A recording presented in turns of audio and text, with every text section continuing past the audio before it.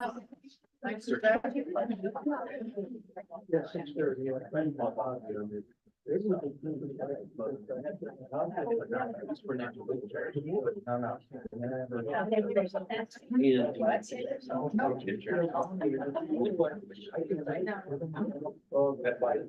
I don't think that was in the others. I had to pull the other one.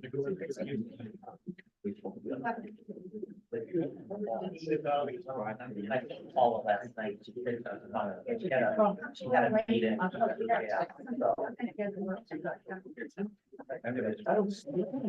Call meeting to order at 6:32. Let's rise for the pledge of allegiance, please. I pledge allegiance to the United States of America. To the republic which stands one nation, under God, indivisible, with liberty and justice for all. Call starting with Steve. Steve Coler. Vinnie Cannadillo. Robert Carr. Shelley, please. Olivia McGrath. Mike Kusa. Debbie Sherman. And I'd like the Board of Finance members, please. Yeah, but understand this isn't, Not a joint meeting. okay. I got Nikki Dyson, Fred Ulrichs. Now, these are two new members to our board. And on your board, the new members are, Mr. Carr. and then Paula Jensen and, Larson. Well, welcome to our meeting. We appreciate you coming. And we also made an invitation to the union leaders for our district so they can be here and join us. And I'd like to thank the administrators and the administrative team for coming and being part of this discussion with us tonight. So I'm going to turn it over to Dr. Miller to start us off on our budget workshop.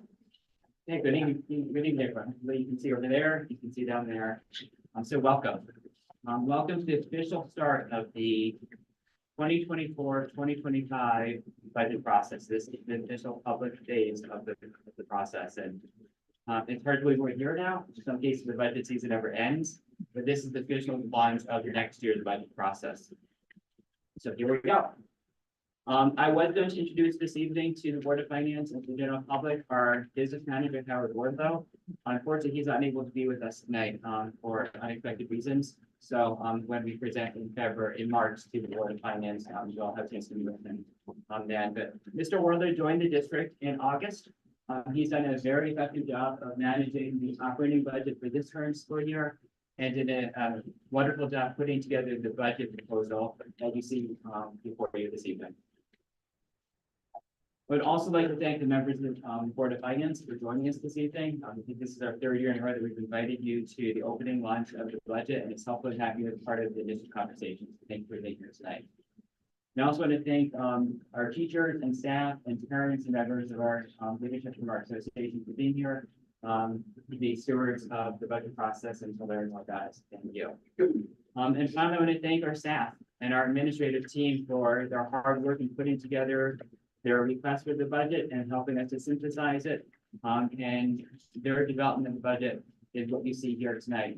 The proposal is a combination of a collective effort district-wide. A lot of people put in their hearts and minds into the proposal you see this evening. I'm going to go through this presentation for you tonight. When I'm done, each of the administrators are going to come up here and present their major budget drivers in their cost centers. I ask that you let me go through the presentation first.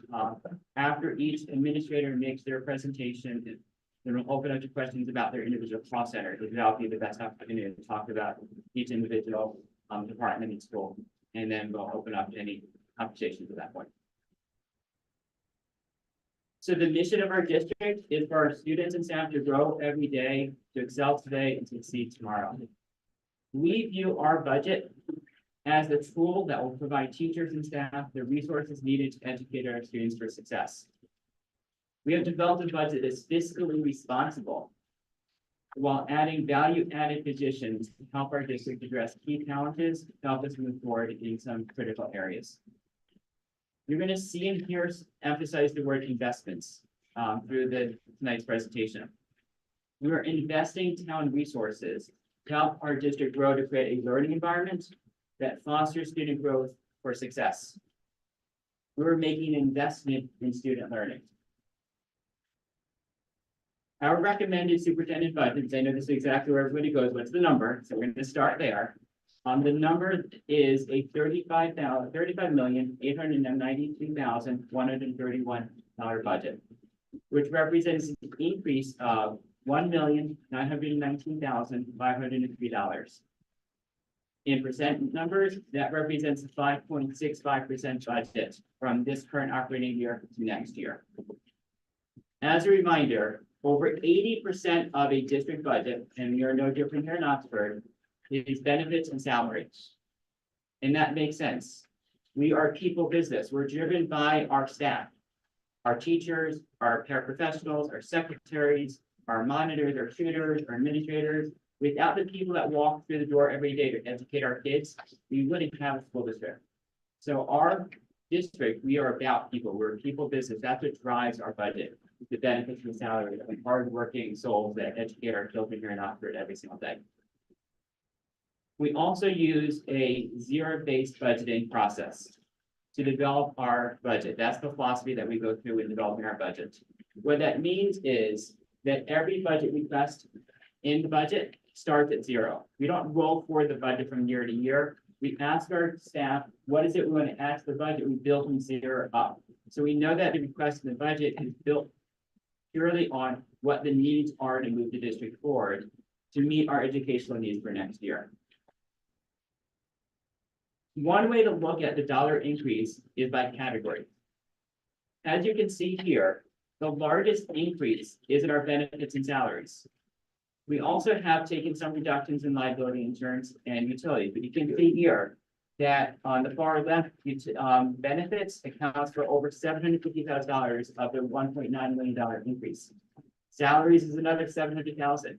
So when you combine those two, you end up at a $1.4 million increase of the 1.9. And that makes sense. When 80% of our budget are people, the majority of the increase in our ask for next year relates to benefits and to salaries. Another way to look at that is by looking at it by percent. So we're asking for a 5.65% budget. Within that 5.65%, how do we get to that number? 2.2% of that increase is benefits alone. Another 2.08% is salary. So over 4.8% of the 5.65% budget is purely related to staff. It's the benefits and the salary that goes along with having people in our district educating kids. That's what the increase is for next year. In developing our budget proposal, we had 5 key goals. First, we want to invest in growth. We're requesting new positions that will improve the education for our students. Second, we operate our budget and develop budgets that are fiscally sound. And that's very important. We feel it is our obligation to be fiscally responsible for the money in which the town provides us. And that's key in how we build the budget, and that's key in how we operate the budget, fiscally responsible. Third, we have students that are not as successful as others. That's simply the case. And we have budget requests that will help close those achievement gaps. And that's very important, to close that achievement gap. Fourth, we believe our staff should have access to high quality professional learning tied to their individual needs. And fifth, we're always looking for ways to be as efficient with our resources as possible. It is not always about adding, but being strategic about how we fund our initiatives to operate the district. The use of grant funds is an example of being efficient within our budget. Now that you might see in the news, there are a lot of districts out there that are struggling with their budget this year because they added salaries to the ESSER funds over the last couple of years. So as the ESSER funds expire this year and next year, they have to reabsorb those salaries into their operating budget, or they have to cut staff. We strategically did not put staff in the ESSER funds, knowing that that was going to happen. We didn't want to set ourselves up as the grant was expiring for us to have a large increase in our budget because the grant was going away. That was a key business move that we made in operating with the grants a couple of years ago. And that's going to pay off for us now. Again, in summary, our budget request for the 24-25 school year is $35,892,131, which represents an increase of 5.65%. We feel strongly that this budget captures the needs for our district as requested by our staff and the community.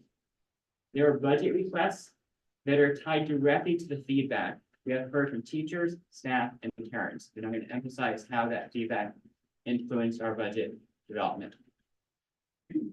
But it's important to stop and pause and to celebrate the successes we have had in the district. We've had a lot of successes. For the last 2 years in a row, Great Oak Elementary School has been selected as a school of distinction by the Connecticut State Department of Education. That's impressive, and that's something that we need to celebrate because our students have done wonderful work. And our teachers at Great Oak and Quaker Farms have made a huge impact on that success for our students. And there's a direct line between the investments the town made in staffing and the resources at those two schools and the impact it has had on student learning. That's an investment that paid off. Second, we have a team of teachers that participated in the Science of the Reading cohort last year at the state level. That paved the way for major implementation this year in our K-5 reading program, which we implemented at both elementary schools. It's a huge lift. Our teachers were well set to implement that this year because the investment they made in the professional learning last year, and we have lead teachers that were able to help foster the development of that this year. We've had a lot of success with that early on for the first half of the school year. And third, we're continuing to find grants to supplement the local tax base so that all of our initiatives are not solely dependent on the local tax base here in Oxford, and that's important. We've had success with the HVAC grant for GOES. We've had a social worker grant at the middle school and high school. We've had a dual credit grant at the high school and the high dosage student grant at the middle school. All those grants we've had success with in the past 12 months alone. So that's a significant amount of resources that we brought in from just applying for those resources at the state and the federal level that we didn't have to do. And that has had value add to the investments we have made here in the district.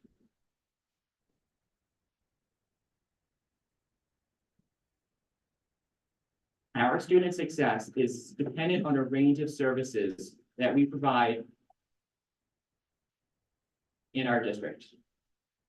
It is a critical approach that we take in the budget process to put our resources together and look at that as an interlocking set of puzzle pieces that when they systemically put together, it creates the foundation of success for our students. We have budget requests that are part of that effort to make our systems approach as effective as it can be. We strategically look at positions that have value add that help interlock that piece together so that it has the most leverage to have the biggest impact on student learning. I'm now going to quickly address the new positions that we are requesting to invest in the growth of our district. After I'm done, the administrators will come up here and go into more detail and answer your specific questions about each of those, but I'm going to go through these rather quickly now. I'm going to start at the middle school. At the middle school, we simply do not have enough sections to accommodate students in unified arts. When you say unified arts, we're talking about music, physical education, wellness, art, STEM, library. In those general classes, we just don't have enough sections. We have looked at the student data. We've heard from our teachers that we need to expand unified arts. And we have heard from parents last year about the importance of having a full-time librarian at the school. So we're asking for next year to have a new unified arts teacher and to increase the part-time librarian at the middle school to a full-time librarian. We feel strongly that our teachers need access to high-quality, job-embedded professional learning and literacy. I spoke about the Science of Reading cohort before. We've invested considerable resources to immerse our teachers and our students in the highest quality literacy instruction as possible. And we intend to do so through the addition of a K-5 literacy coach that would be split between the two elementary schools. Not only does this provide professional learning to our teachers, but it also increases SRBI services to students in literacy at the two elementary schools. Doing so will help us close that achievement gap that we spoke about earlier, which is key. The current interventionists, which are split between work with students and work with teachers, would allow them to be dedicating their time solely to working with students again. And the new literacy coach would then work directly with teachers. So it allows us to maximize the individual work with teachers and allows us to maximize our efforts with interventions with students. We have seen an increase of students requiring interventions in special education services at the elementary school level. We want to lower the class size in 5th grade to maximize teachers' ability to differentiate and their ability to address the needs of all the learners in their class.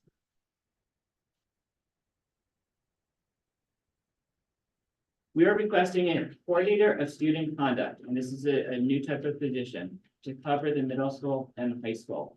This person will address student discipline and attendance at the 2 schools. By adding an individual to focus on this need, which we have heard from parents and staff as a major concern for us to address, our principals and assistant principals can spend more time with teachers. They can spend more time in classrooms, and they can spend more time with instructional needs in their building. They can devote their time to being the instructional leaders that they need to be within their school to improve student learning. And this need to address student behavior, this need to help support teachers, came directly out of our staff survey that we just did in December. We want to increase the part-time librarian at the high school to a full-time librarian. We need staff to staff at the level recommended for NASM accreditation, which we're beginning the process. And we heard last year loud and clear from parents, the parent feedback groups that we had, the importance of a full-time librarian at the high school. And I strongly believe, having supervised and evaluated library programs for 20 years, the importance of a full-time librarian at the high school level. That librarian will support teachers through collaboration and curriculum support, which will result in improved student learning. We'll hear from Mr. Hibern in a few minutes on how the librarian is going to support student learning and how this librarian will also be tasked with supporting the development of the internship program, which we're going to launch, which is directly tied back to our future governing plan for the district. We have heard me mention staff and parent feedback several times already. This budget is highly responsive to the feedback that we have heard. Some of that feedback that prompted the budget changes include the following. 1, needing to restore the kindergarten paraprofessional level back to 3, which we did this month, and our budget for next year includes 3 for next year. It includes creating a full-time librarian at the middle school and high school. Now, is feedback that came out loud and clear from parents, and it supports what the administration is trying to do, increase student access to unified specials, and it supports what the teachers are asking for at the middle school to provide greater access to students.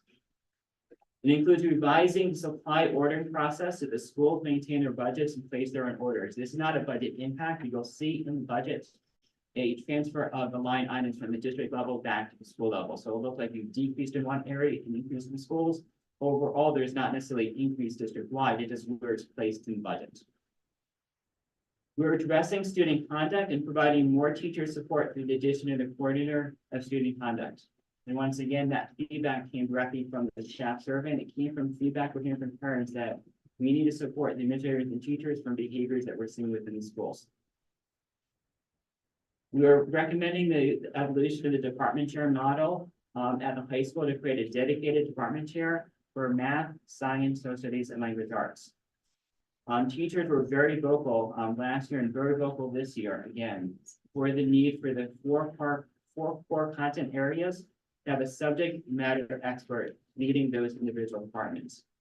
And we're continuing to study one more final tweak to provide some team level leadership at the unified level for the other unified arts department, which is solidified together, but looking at another tweak for some content specialties within that.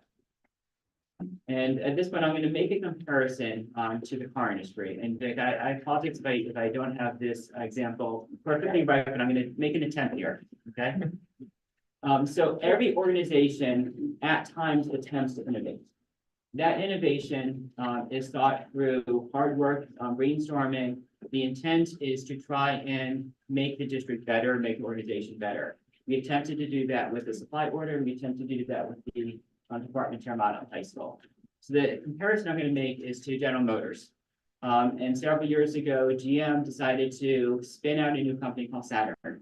That new company was designed to be innovative in how they made the cars, the type of materials that went into the design of the cars, the type of design of the car itself, and how they were marketing the cars and how they were selling the cars. It was supposed to be a whole new type of way of doing business in the car industry.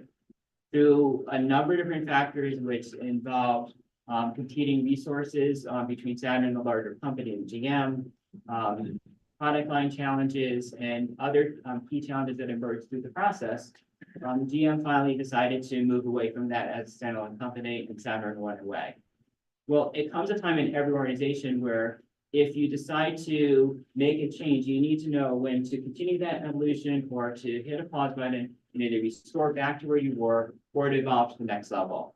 And that's where we are with the department chair model. It is where we are with the supply ordering. Doesn't mean that we did it wrong. It means that we made an effort and we didn't get the outcome that we wanted to. And we're recognizing that, and we're going to make a change now. Part of what I stood in front of the fact of the last 2 years is a concept called failing forward, which means we are going to make innovative efforts in what we do at the classroom level and the district level. And if we fail, we fall down, we pick ourselves up, we say, how do we do things better? And we make that evolution and we do better next time. These are 2 examples. We made an effort, we tried something new. It didn't work the way that we wanted to, and we're making a change moving forward from this point. So hopefully I made a good comparison there, and let me know afterwards if I did or not. We have several major, Yeah. Failures. we have several major budget drivers that do impact the budget that you see in front of you, the increase that we have. These do include the new positions that we spoke about, and you'll hear more about. The increase also is attributed to increase in health insurance, and every organization has increased insurance. We see it in the news all the time, and that has a major budget impact on how we do business and what we're able to do.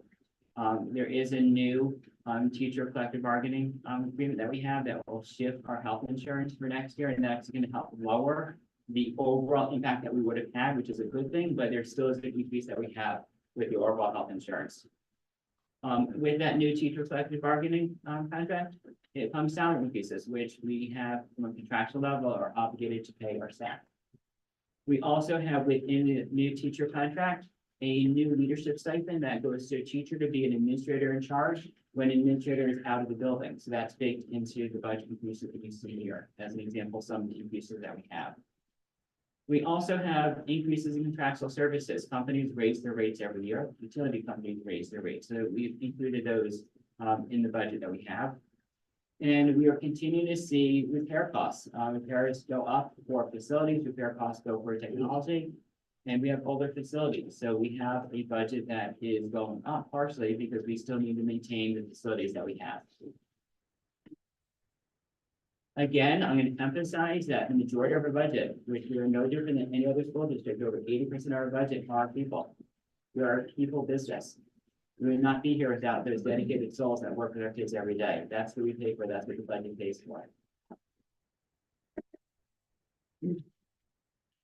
As we take a look at a budget, every budget has inherent risks. When we talk about risks, some of these risks we assume could have substantial impacts on the budget and the management of that budget for next year. We know those risks are there, but we build a budget knowing that those risks are potentials. Some examples are, we have a new student or we have a student with special education services that now needs new services than they had yesterday. Well, some of those services are quite costly. So now we need to absorb that. We're legally bound to do that. Medical insurance is another example. Those costs could go up. Right now, we've got anticipated costs from the health provider, but that's anticipated. We're not going to have an insurance rate locked in until sometime late spring at the earliest. But those rates could go higher than we're initially anticipating. Service contracts, vendors, we talk to them now what they anticipate their budget increases are going to be, what their rates are going to be, but some of them don't actually lock in what those rates are going to be until sometimes September in some cases. We've got utility rates and fuel and stuff that's only locked into November, December. We don't know what's going to be for the second half of the school year. So as those rates change, that has a potential impact on the budget. A very positive thing, the Board of Education, last month, approved an increase in the rate of pay for substitute teachers. And even the next day, we got a phone call from the person who said, I now want to start working in the district. And we've seen an increase in substitute teachers that are wanting to work in the district. That was the goal. It's possible that we have such an influx that we've now under budgeted the need for the account line that we have for substitutes for next year. That's a risk. That'd be a good problem to have, but that is a risk that's associated with the budget. And finally, you heard me talk about aging facilities. The building we're in right now is aging. Quaker Farms is aging. High school is aging. We're having repair costs crop up that are quite costly. And it's possible that our budget's not going to account for all the repair costs that occur during the year. And while we've got risks, I also like to talk about opportunities. And opportunities emerge during a school year that are unplanned. When you plan a budget, you're planning for the best case scenario, what you expect the costs are going to be. But sometimes you get stuff that happens that's to the positive during that fiscal year. That might look like a service change up for the student that's in special education. Maybe we don't need to have as many services for that child, so that lowers the special education cost. It could be that a teacher retires, or teacher leaves the district, or paraprofessor retires, or paraprofessor leaves the district. You hire a new person, typically, that person's at the lower salary scale. When that person leaves higher and the person comes in lower, there's a salary increase differential. That's a net savings to the budget. That's unplanned, but that's a net benefit to our budget net operating year. It's possible that we change vendors. Last September, October, we negotiated with the insurance company, we changed medical insurance. That change mid-year saved the district last year close to $500,000. That was unplanned savings that we didn't have when we built the budget originally. So these opportunities lead to what we end up with as a budget surplus. But a budget surplus should not be considered a negative. A budget surplus means that we've had good financial management of the budget that operating year. We've made fiscally responsible decisions that led to those opportunities to emerge that gave us a surplus at that moment. What that surplus allows us to do is to reinvest in services, in products, in budget initiatives that either we had to cancel out in the budget process from the previous year, or things that occurred during the year that we didn't know about when we planned the budget originally. So we often hear a surplus with a negative connotation. I view surplus as emerging through good fiscal management of the budget. We made good decisions during the operating year that led to surplus emerging, and allows us to use those resources in new innovative ways to support the district. And before we move it off to the administrators, just a quick note on the next steps in the process. We are going to attempt to answer your questions tonight. It's possible that with Mr. Warlow not here tonight, we can't answer all the questions. We're going to collect the questions we can't answer. We're going to collect the feedback and comments that we hear. The Board of Education Finance Committee will meet, go over those questions, go over that feedback. We'll do some fine tuning of the budget if there's a need to do that. We'll then come back to the Board of Education on February 13th, where we'll then have a second conversation with the Board of Education with any of the tweaks that come up and any other further questions you might have, now that you'll have 2 weeks to study the documents in front of you. At that point, we'll listen to feedback again. If there are major changes, if there are any changes at that point, the Finance Committee will meet again, possibly multiple times. And then February 27th, we come back to the full board with the final budget proposal, at which point any final changes are made. And hopefully the Board of Education then approves the budget. It becomes the Board of Education adopted budget, at which point then we send it off to the Board of Finance. And then they will invite us in March, typically March, and we'll have the conversations with them, and they'll spend 2 months deliberating our budget. And at some point, they'll probably bring us back in April and have further conversations with them, and then it goes to the town level. So that's the next steps in the process, and this is just the very beginning. So at this point, I'm going to start by bringing Amy and Rachel up. The dynamic I'm going to do, and then I'll mix both budgets together. Thank you.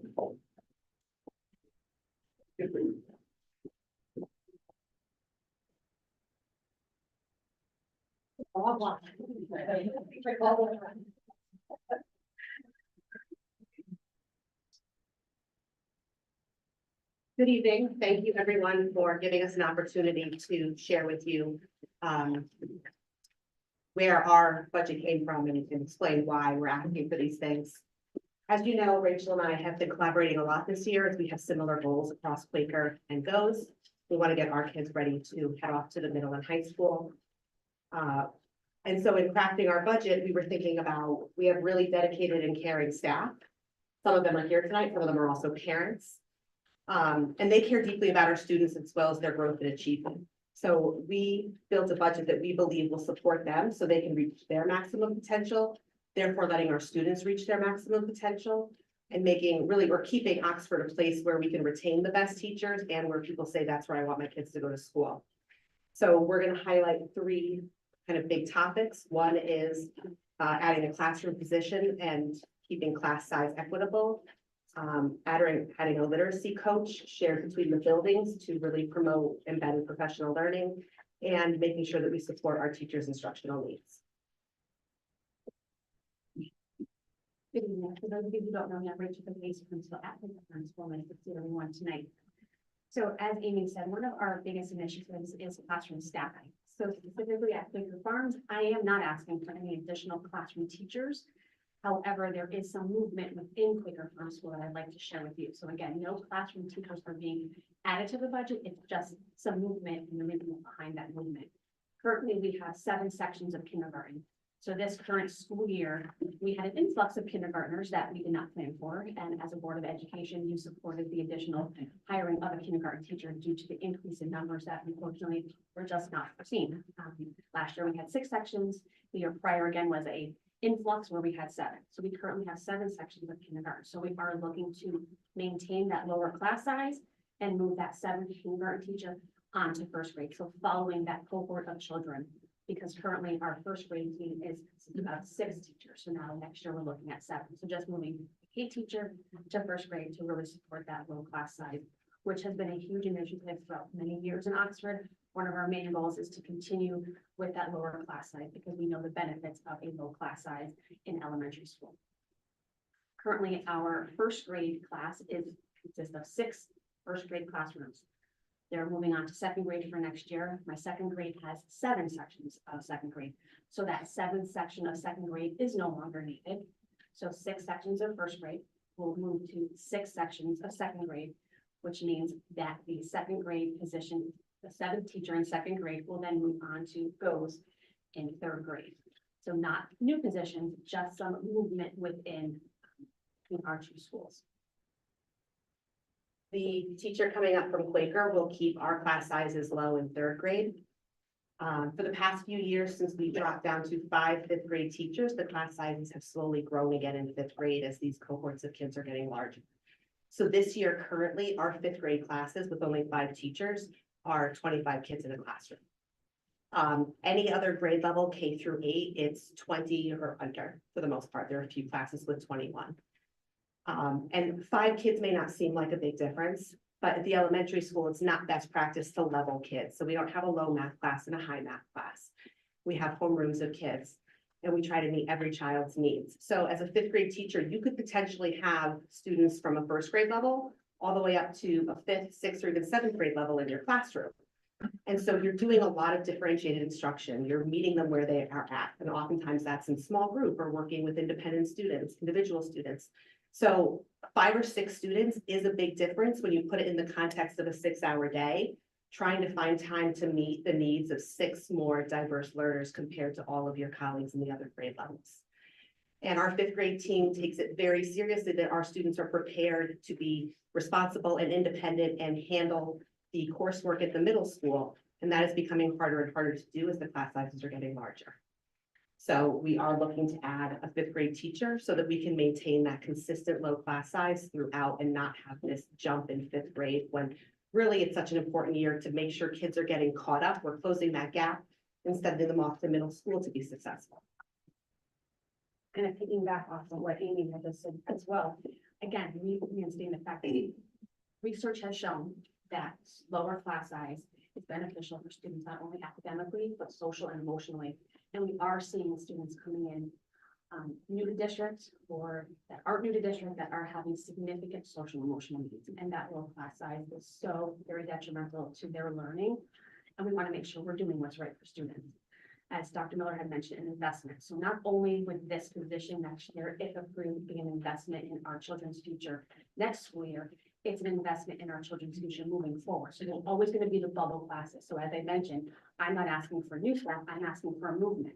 Well, that movement eventually is going to trickle down to GOES, and that's an investment over time. So that bubble, those bubble classes will be smaller class size in fifth grade if that position is to be approved. So this is an investment not only for next school year, but for all future years to come. Again, there is a bubble.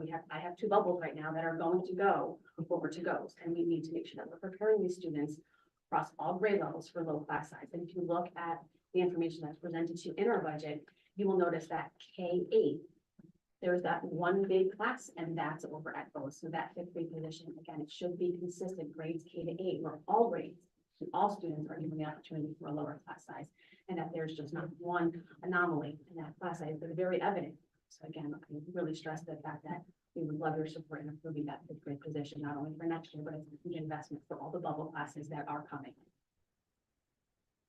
Our second major focus in the budget is for a shared literacy coach, which would provide embedded professional learning for our staff. I was trying to think how to kind of best explain this. I come from a reading background. I was a literacy coach for a while, and I can honestly tell you that I didn't learn what I now know about reading when I went to teacher prep school in college. It just wasn't taught. You may have 1 or 2 classes on reading. It's definitely not enough. They say that reading is rocket science, teaching reading is rocket science, and it's true. There's old brain research that's now coming back. There's new brain research, but there really are tried and true ways, tried and tested ways to teach reading. And unfortunately, the majority of our staff have not been trained in those ways. So we did make a big investment in our new reading program, the HMH series, and it's a good program, but it's just that it's a program. We have very dedicated and talented teachers, as I've said, and I'll continue to say, but again, many of them didn't come out of college with the knowledge they need. So a program is only as good as its user. So I was, again, trying to think about how to explain the need for this. So I was in one of the monthly HVAC meetings for this building, and the engineer rolls out the big drawings of all the systems.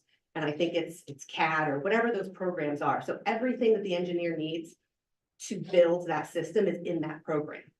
But I couldn't use that program because I don't know what needs to go into it to make drawings that are actually going to be able to be acted upon and work once they're put in, because I don't have that background knowledge. So any reading program is only as good as its user, just like that CAD software is only as good as the person who's designing whatever system it is they're designing. So our teachers now have all the tools, and I would be honest, they're doing an excellent job learning how to use them. But what we're really hoping for is to share a person who has that really strong background in science of reading, who can be pushing into classrooms, who can be planning with teachers, who can be working with our interventionists. We do have reading interventionists in the building now, but we need them working with kids. We need them there to close that achievement gap. But then that means they have much less time to work with the teachers. So we need somebody there for the teachers to really make sure that we are leveraging the resources we now have as best as we can. And that's what's going to help us close the achievement gap, really see growth.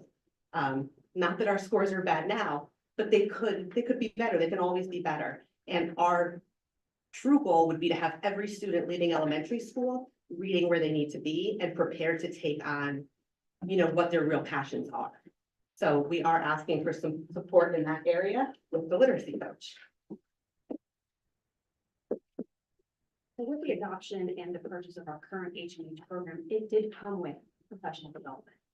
And one example that Amy and I had wanted to share was that with that purchase, we had a literacy coach from HMH, and she was their HMH expert. And so what we're looking for in that literacy coach is an expert in reading.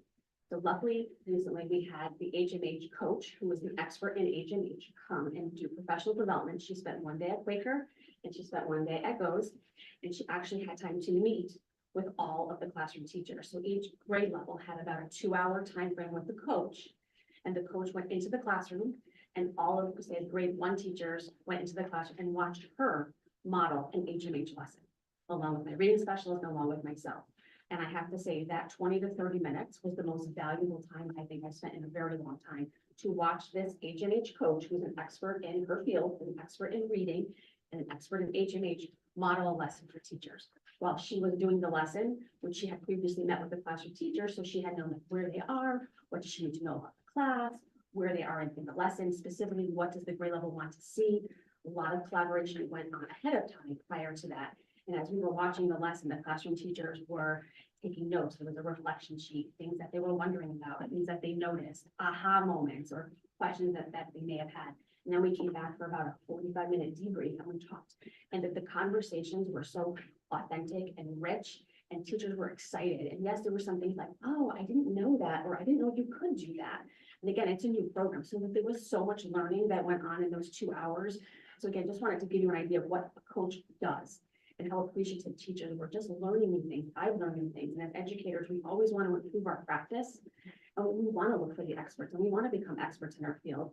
And I think there's always room for growth. So that's just an example of what a coach would do for our classroom teachers. And then those teachers, like, oh, I can do that in the classroom. Oh, I didn't know I didn't have to read the entire story, which takes up a lot of time. I didn't realize maybe I could just read 5 pages and get the objective done in the 5 pages. And then maybe at some free time, I'll finish the story. Just a lot of rich conversations came from that. So I think it's important to understand the context of what a coach would do. And that's just one piece to a greater puzzle of the things that he or she would do if approved. But it was very beneficial. We got such positive feedback from the staff. And lots of great learning came out. Okay, our last one will be relatively quick. Finally, with the new implementation of science of reading, that comes along with needing some new resources. The reading program gives us a lot, but when we look at trying to catch some students up, there are some other things that teachers really need. So we are just looking to be able to fully fund our teachers' instructional supply requests. And that does include things like decodable texts to help more emerging readers. And just along with your everyday classroom supplies that allow them to have one less thing to worry about. So it's not where do I have to go and struggle to find this material to reach this child's need. It's they're already in the building, we have them, and it just takes one more piece off of their plate so that they can focus on planning and teaching.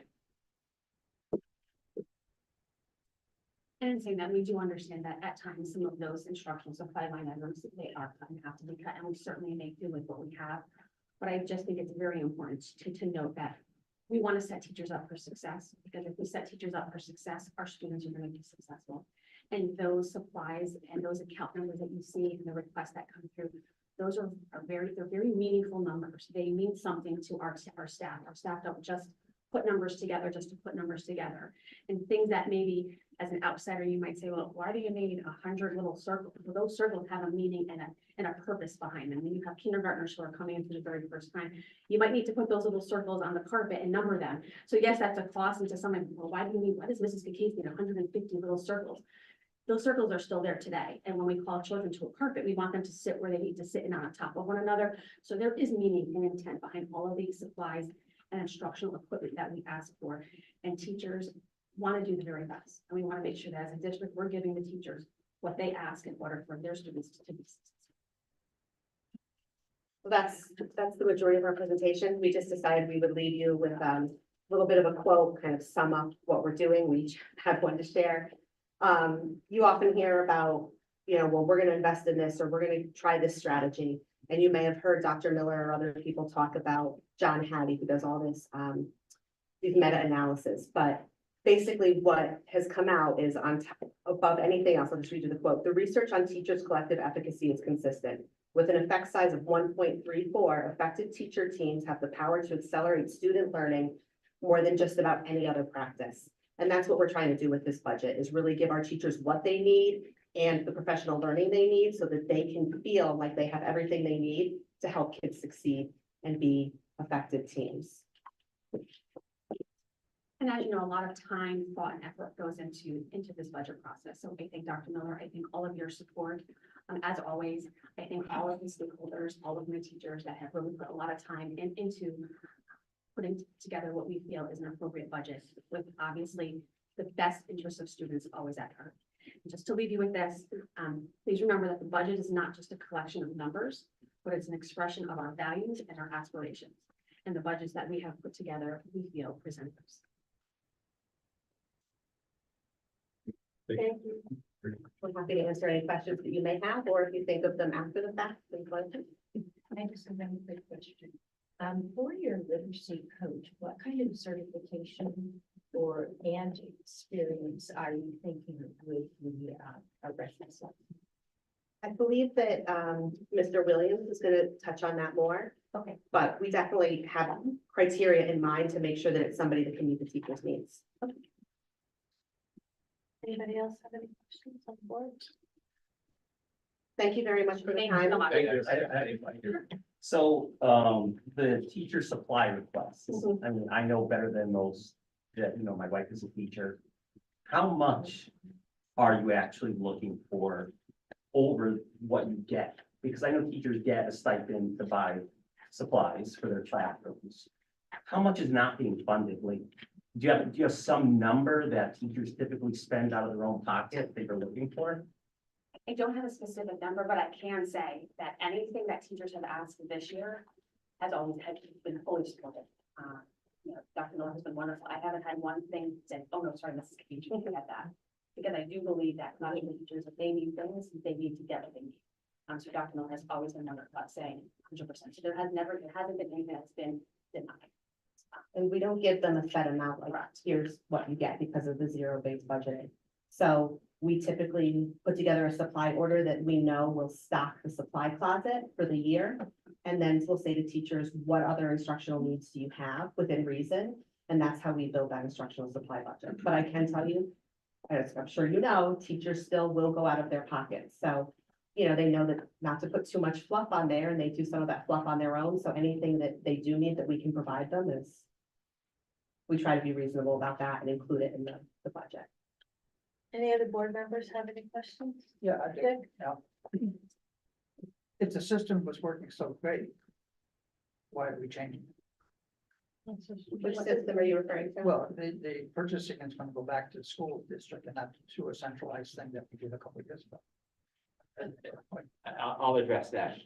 We attempted to make a centralized purchasing system to do power and numbers, and have one purchasing agent do all the work. And in designing that model, we envision having a warehouse type of a system where we have multiple rooms where the inventory would be.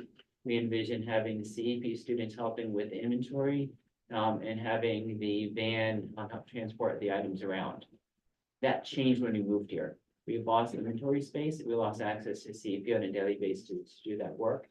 So part of how we were going to use the model changed when we moved here in central office. So we still envision using best practices on using some good business management on ordering paper and supplies like that. And Mr. Wortho has ideas on how to make a decentralized system still work in the most efficient way possible. But a lot of it was based on our move and the fact that we just weren't able to get the structures in place that we needed to make it work properly. I'm just going back in memory, so the control systems that weren't in place before we made that change. So obviously we must have a plan in place to have controls in it, because 2 years ago, it was a terrible nightmare. And we were spending tons of money on 6 and 7 staplers and all kinds of stuff. I mean, that was what I was told. I mean, I don't know, I'm not in school.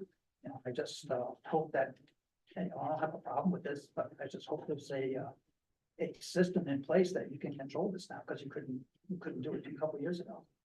Because everybody was ordering on Amazon and all this stuff, and we had triplicate, and duplicates and all this stuff. I mean, that's what I was told. I never saw it, but that's what I was told. There is greater accountability, and as Mr. Wortho has processes in place to make it more structured to help avoid the types of issues that we had in the past. Okay, so I think as a board member, I'd like they can see, what that is, because, the words are nice. What are you gonna, we had a lot of additional people that are going here. Hallway supervisors, whatever you want to call them, and stuff like that, conduct. But, something like this, it's been part of the plan, it's written in here, we just gave it some, is that, there should be an outline of who's going to be in charge, so that next year when you come in and you're over budget on supplies, because, Amazon made $3 million off of us, I'm just going back to what you said a few years ago, so I'd like to see what the plans are to control the things, you should get what you want when you need it. And I understand the little pieces that you need. I just want to see the answer to the questions that you presented, that's all. Anybody else on the board? I Thank you have- very much. I have a question.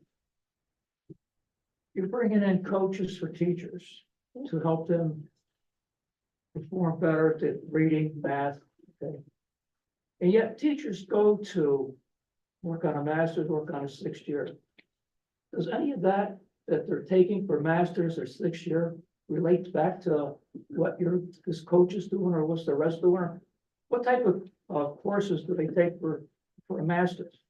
Is it all education related? Is it? Yeah, it's education related, but they can specialize in special education, they could specialize in reading, they could specialize in curriculum design, instructional technology. There's so many different options and, you know, really it's up to the kind of the individual teacher. But does that? Do they get that training plus the training you're getting? Is this doubling this up or is?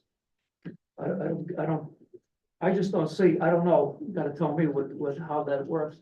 I hope. I think it's definitely separate, just because a teacher that might be going back for her sixth year, or his sixth year, they might be specializing in 092, which is for, like a principal student type thing. So that's very different than reading. So again, masters they might get their masters, I think you said, maybe in speech and language pathology, which is very different than reading or math. So it really depends on the preference of the individual. But I can see how they want to, extend their learning, but it could just be in a different area. So it's not necessarily reading math specific. Education related is somewhere, but not. It's a personal choice of what direction they want to go with that degree. One of the challenging things for teachers when it comes to getting professional development historically is you get professional development 2 or 3 times a year because that's when kids aren't in your classroom. Those are our professional learning days. And that one and done kind of learning doesn't necessarily translate. You get a couple hours of theory and here's some things you can try, but how does that translate into the 20, kids sitting in front of you? And that's where the job embedded coaching comes in.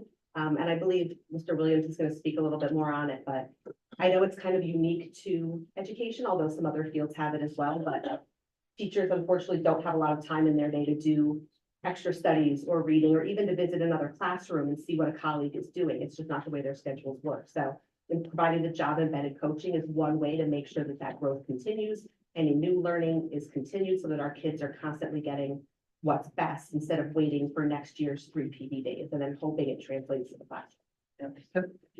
But on the level 6 of the grid, the teacher salary grid, if I understand it correctly, is it takes 30 credit hours to go into, so it's not a master's degree per se.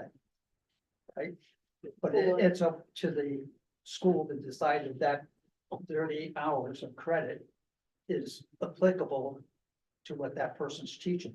You mean within the teacher's contract? Within the contract and stuff, so, we have a built-in control that they can try to control that, and an incentive, because the percentage increase going into the 6th level is gigantic by most standards. So I would assume that it's been hard to get the data, is that almost anybody that here this 10 years has probably got the masters. I would think most of the teachers, I don't know that, but I would think most teachers have the masters, so that you would be naturally going for 30 credits, especially with the online schooling and stuff, that you would do that because it's worth a lot. But are we falling down and not having our teachers get information and learning in the stuff that they should be doing? Like the science of reading is old stuff, that we're bringing back, So if I went to college 10 years ago, I would have learned science of reading, So it's, as a novice on the outside looking in, it's like, how do we get this all together?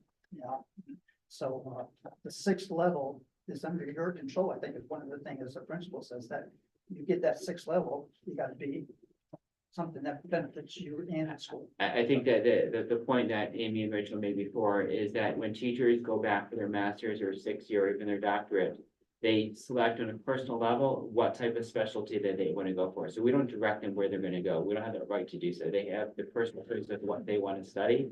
And I also keep in mind, a lot of teachers that work here come in having taught in other districts already and have either have their masters or the 6 years before they walk in the door here. Yeah, but shouldn't it be a criteria? I don't want to get on the budget, Can we but shouldn't it be a criteria of, we have dramatic deficits. And we're saying that our teachers are surprised at some of the things that these tutors are telling them.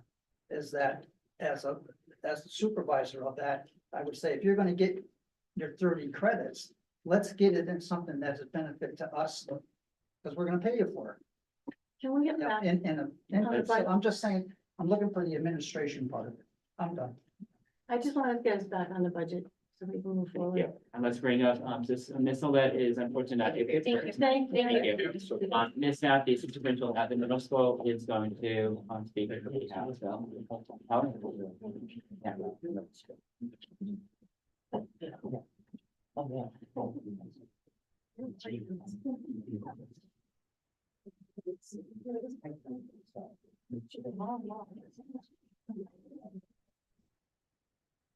Great, hi everyone, sorry, I know that Dr. Miller shared that this is a lot to do this tonight, so I shall do my best to fill her shoes. So our largest requests at OMS are for a full-time library media specialist. We currently have 0.5 library media specialists. We're looking to expand that to full-time. And then also we want to add another UA teacher to our staff. There'll be a full-time unified arts teacher to support our students when they're not in their core academic classes. This year, with the support of the board, we implemented our new schedule, which has been awesome.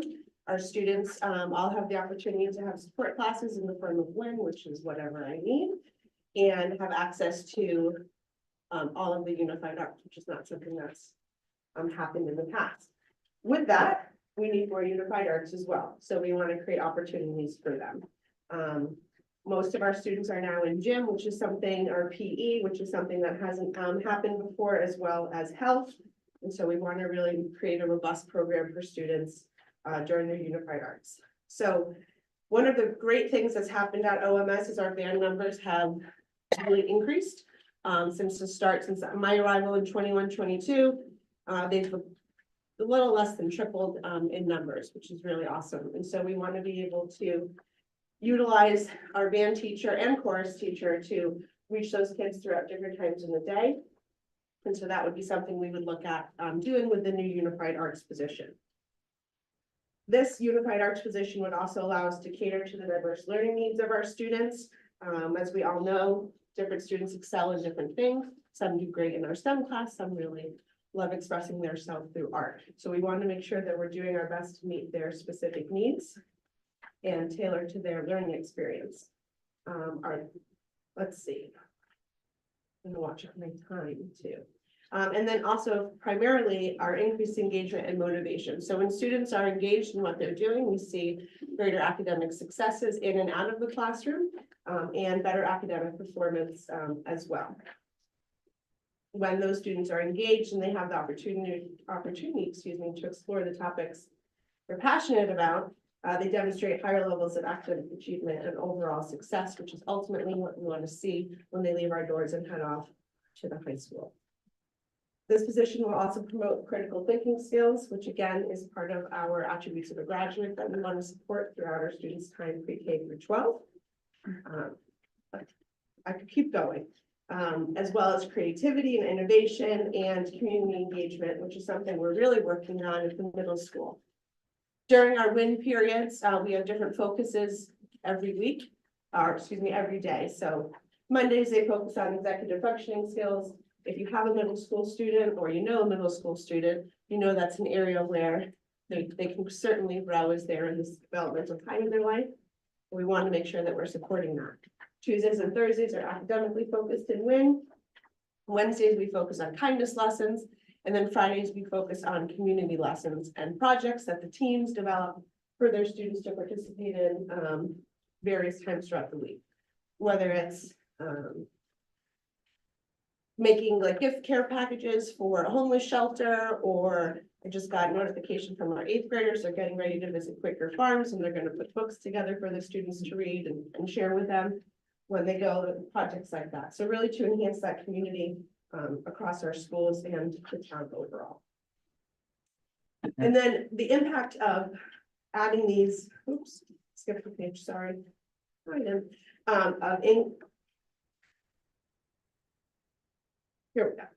All right, so our current part-time library media specialist really focuses on a variety of things with our students. If you've been to the middle school, we have a beautiful new library downstairs, and we want to provide more access to that for our students. So right now, we have 6 sections of about 20 to 25 students each section.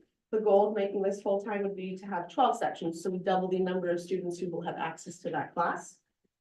That class will and does focus on curriculum integration, so they're able to collaborate with teachers across the building, right? We do research projects in social studies. They can help teach students what research practices are, or citing evidence, which is a big thing in the ELA. They can enhance that. So that cross-curricular instruction is something that they can focus on.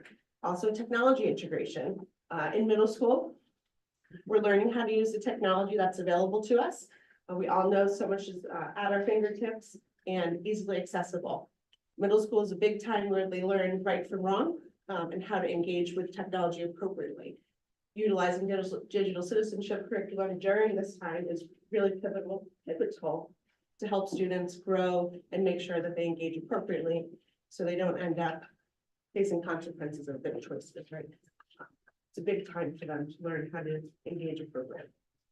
We can also, again, speak to some diverse programming, more community engagement, and also leadership and advocacy. The projects they can do in library media will allow them to create projects throughout the building. So for instance, that 8th grade book I mentioned, maybe they work on it in library media with the teacher, and they bring it to Win, and then they're gone to Miss Casase down at Quaker Farm. So really embedding that community portion into the position. So we are really looking to make sure that we are investing. I know Dr. Miller brought that up earlier, but we want to invest in our school, our students, and our overall community by providing these 2 positions to our students. That's it. Any questions? Susan Graff. So Unified Arts covers a lot of different subjects. Yes. If you're granted this extra teacher, do you have an idea? Would you want it to be an art teacher, a gym teacher, or a new music teacher? What would you want it to be? So we'd probably focus it in the music sector, whether that's music technology, something along those lines. I actually just had a student in my office the other day, and we were talking, and he said he makes music outside of school, right? And so we need to look at the high interest of our students in order to promote that engagement, the level of engagement that we're looking for. But we would probably, we're thinking in that capacity, because this year we added music. We have 3 sections of music as well, so that would expand that program. And so looking at that, what worked, what didn't work, and then how can we grow that?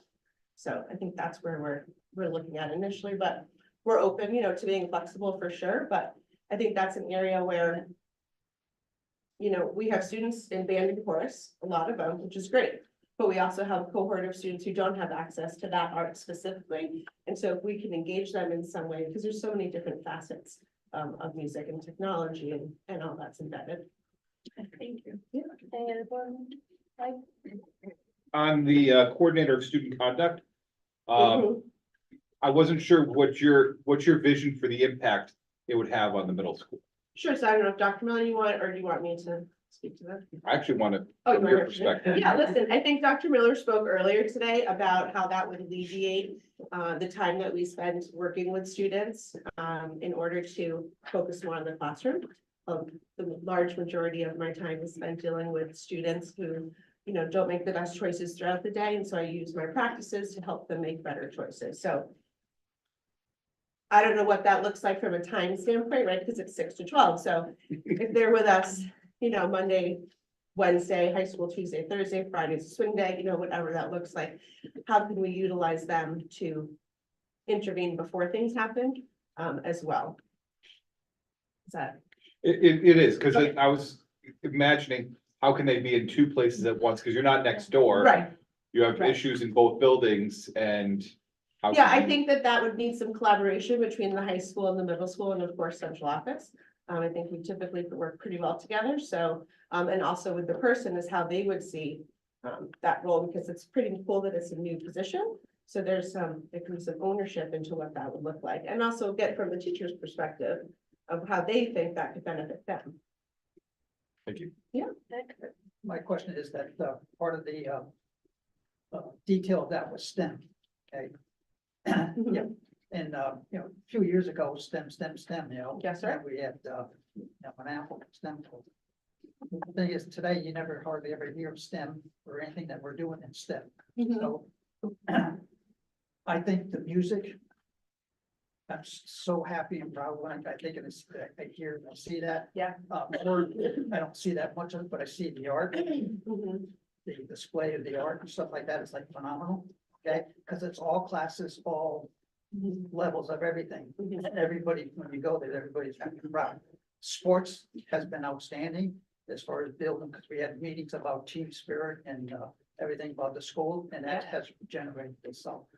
But the kids are gonna go out the world and nobody's gonna be Beatles, you know? Well, you never know. never So, say. yeah, I know, but it's like 1/1,000,000%.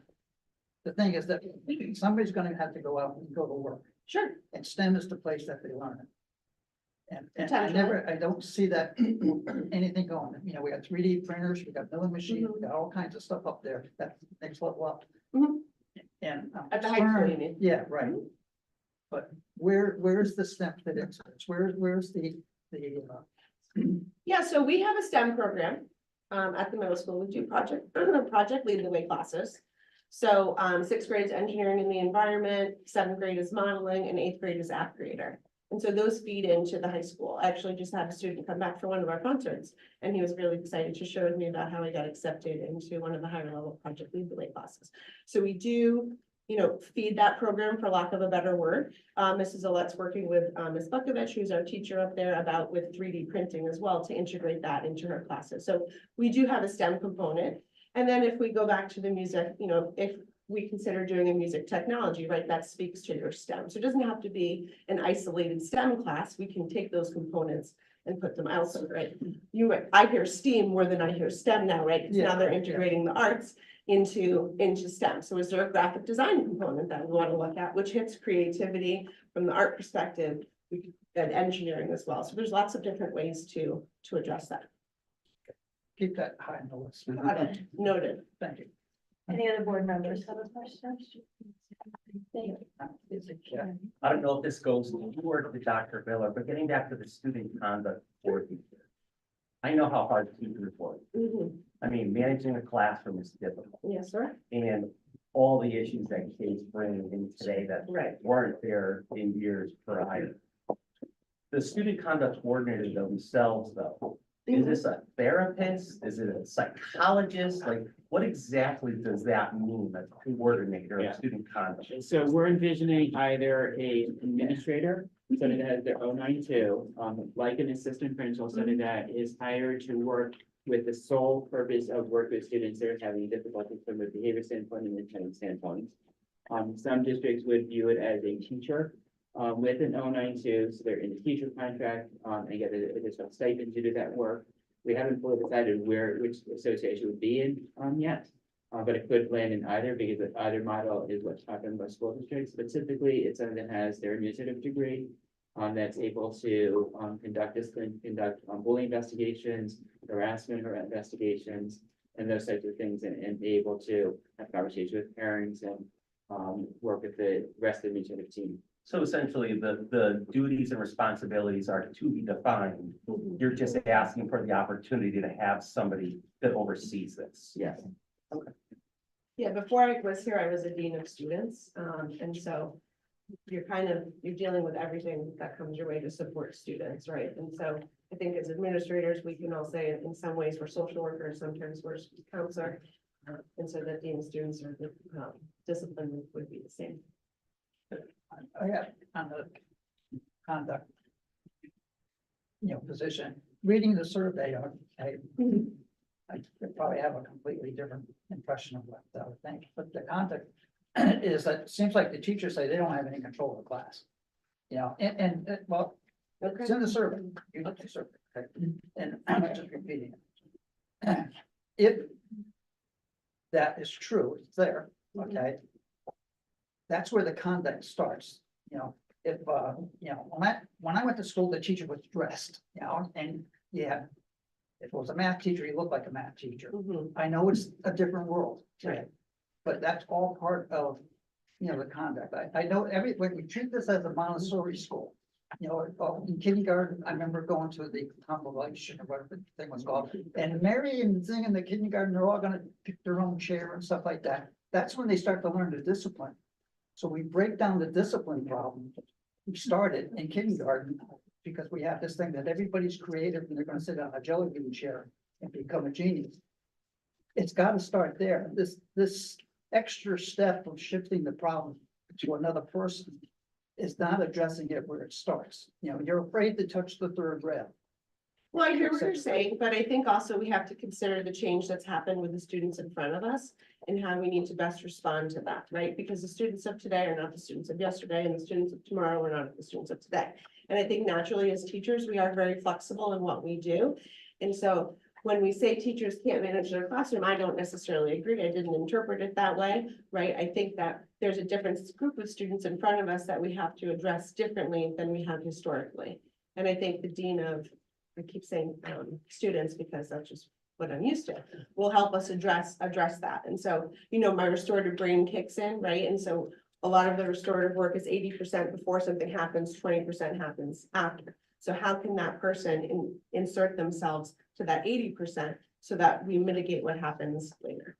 I'm just gonna ask that we try and concentrate on the budget right now, because we have a lot to get through. And we can talk about all the other things we need to talk about later on, but we haven't even done the high school yet. So I agree, but we got a good opportunity. We got a good audience here of teachers, talent, and other people here. So it's a good time to vent some of this stuff and then get it out there. But we're here, I want to work on the budget, Understand. so. We good? Bill, thank you. so much. Thank you. Okay. As I said, Mr. Ward, though, is not here tonight, and the next cost center is the district-wide cost center. How about So, high school? what? High school? The district-wide cost center. I'm going by order. Actually, it's in the budget book. Is high school next? Yeah. Okay, Anthony, coming up. Surprise. Yeah. High school.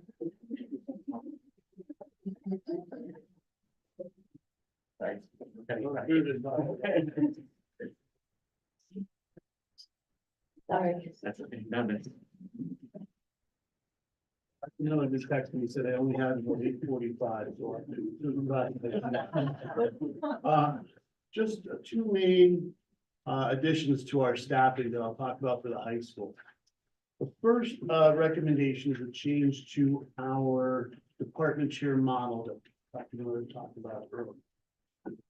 Currently, I have 3 department chairs over academics. I have a department chair for STEM, which is math, science, and applied technology. I have a humanities chair who's in charge of English, social studies, and world languages. And I have an integrated arts, wellness, and special education chair as well. So that's the academics, and I have 1 chair in charge of our school counseling program, so a total of 4. And these are stipended positions. These are people who are already employees at the school and take on these duties.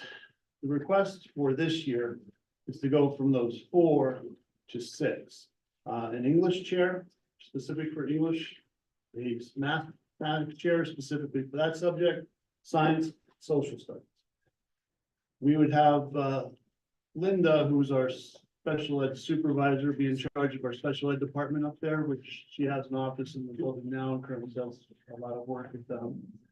And then we'd have a chair for everyone else, which would be the world languages, applied tech, fine arts, and PE, which the middle school where I worked for years, we used to call unified arts programs or the specialist classes.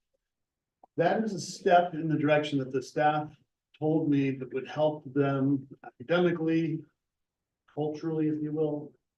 We increase some morale, being able to talk to somebody who's specifically knows their subject matter.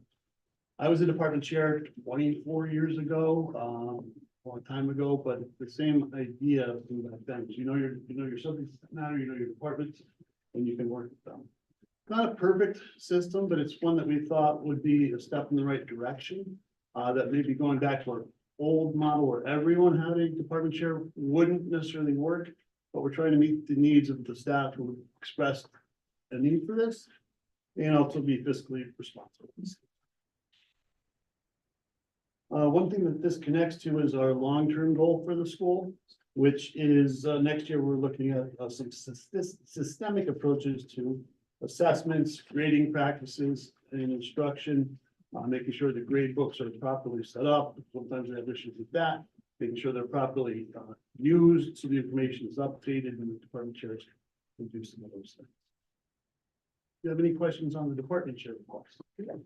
Well, wait a I beat you this time, Vic.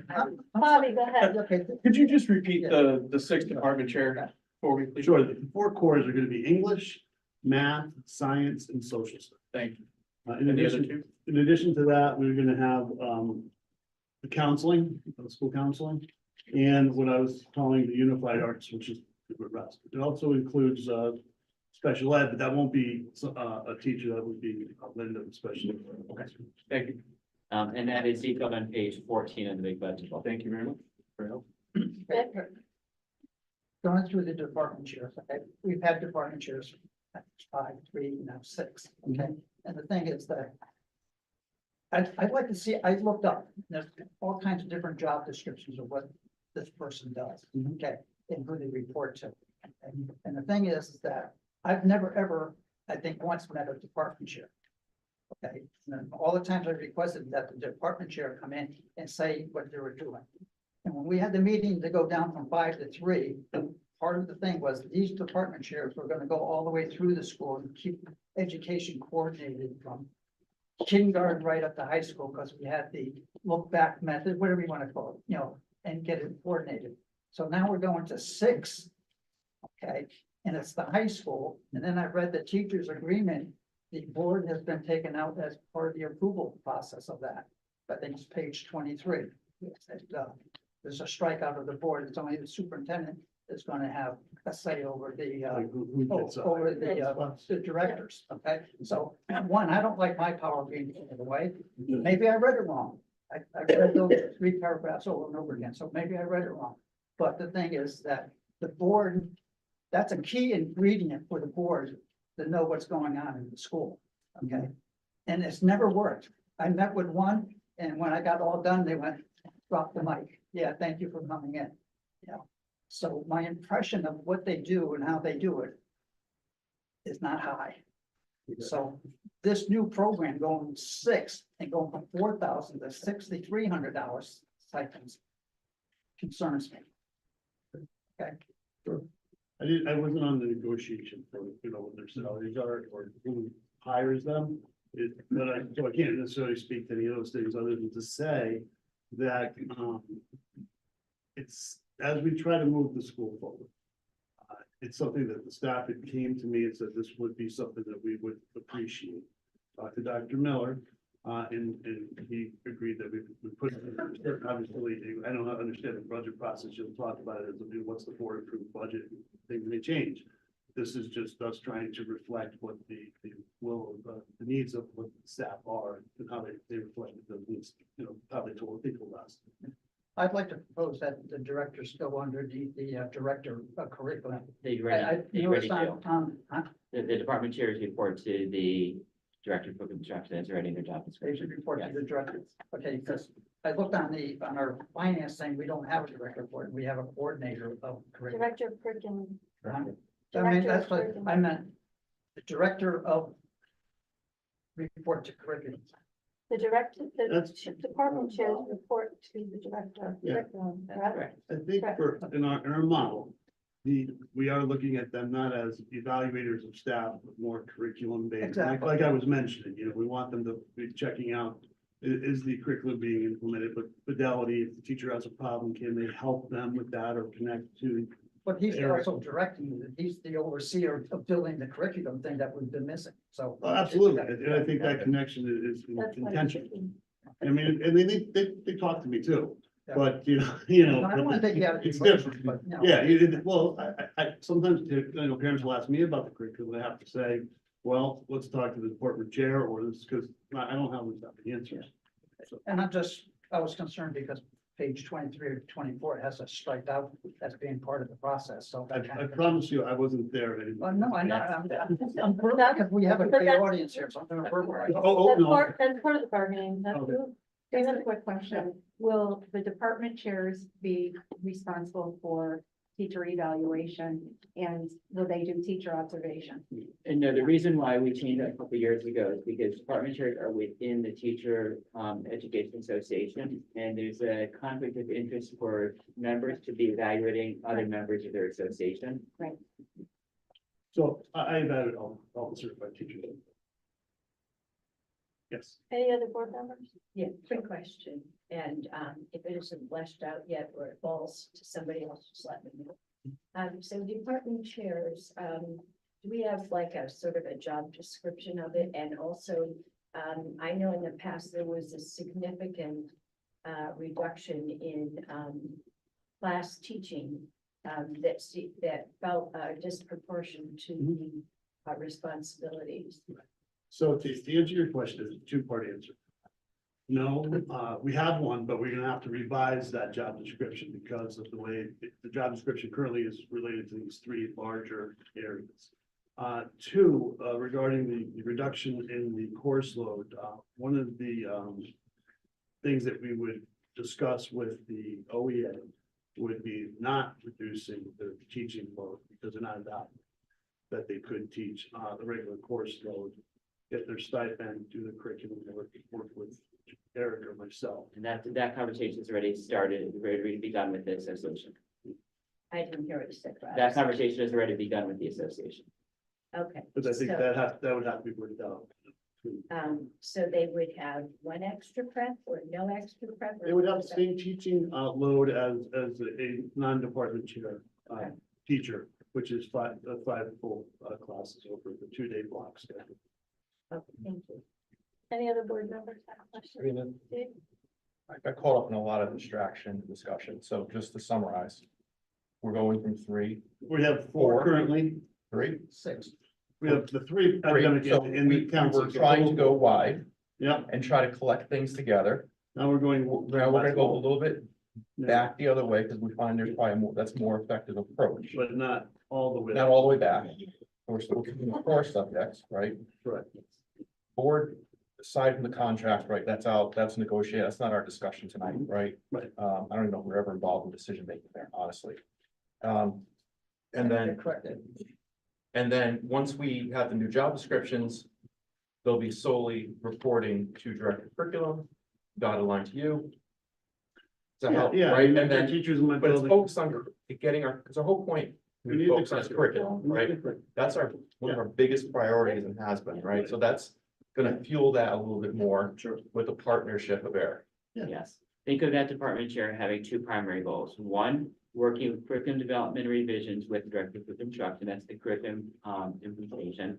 And then two is the direct support in that subject area to the teachers in that department. So teachers having subject area questions about science or math, having an Right. expert in that, where they can do it right there. Subject matter expert, us directly Yes. helping curriculum. All right, that makes sense to me. Yeah. Thank you. Any other board members? The only other teaching position we're recommending is the full-time library media specialist. Because again, we do want to move our school to a more rigorous academic culture. Information literacy is incredibly important. That's something that certainly all teachers know, but that's a specialty of the library media specialist. The other portion of this work, and it's, I think that school needs to have a functional library. And academically, I would say that is a huge help to us to move our school forward. Portion would also include our capstone. What we want to do with that is provide an alternative to students who are perhaps not interested in doing the academic research presentation of the capstone, but allow them to do an internship and do a presentation related to that, so that they know they may not be interested in a 4-year degree, they may be interested in trade or getting into business or whatnot. Giving them an opportunity to connect with a town business, learn if they like it or not, and they want that to continue. And they find that they love it and they want to do that, then they say, this isn't for me. Having that experience with adults in the community it's important. We don't have anybody who currently can organize that. And also vet the places we're sending kids to. We want to make sure there's, appropriate places for kids to go to be safe. So it's a dual part. Keep the library open. Let kids use it, work with teachers on information strategy, literacy strategies, and allow for an alternative way to meet the capstone requirement through an internship. I think that idea, expanding capstone beyond, traditional case studies and all that stuff, I think that's huge, because not everybody, except, not even going to college, but everyone's brain operates a little differently, and if there's a passion we can unleash from that internship, I think that's huge. Nicole? Anthony, if we get the coordinator of student conduct for grades 6 through 12, do you have a vision on how you would like to utilize that position for the high school? I think it's similar to what Ellen said, is that position can be used for, let's say, you think about the whole spectrum of things that a student might do wrong. The areas that might not need myself, I usually handle issues that are going to result in out of school suspension, possible expulsion, student harassment. And the assistant principal handles almost all the other. Well, we can take some of the misdemeanors and allow the dean of students to do that. Attendance, I think we have a huge problem getting kids into the building on a regular basis in a timely manner.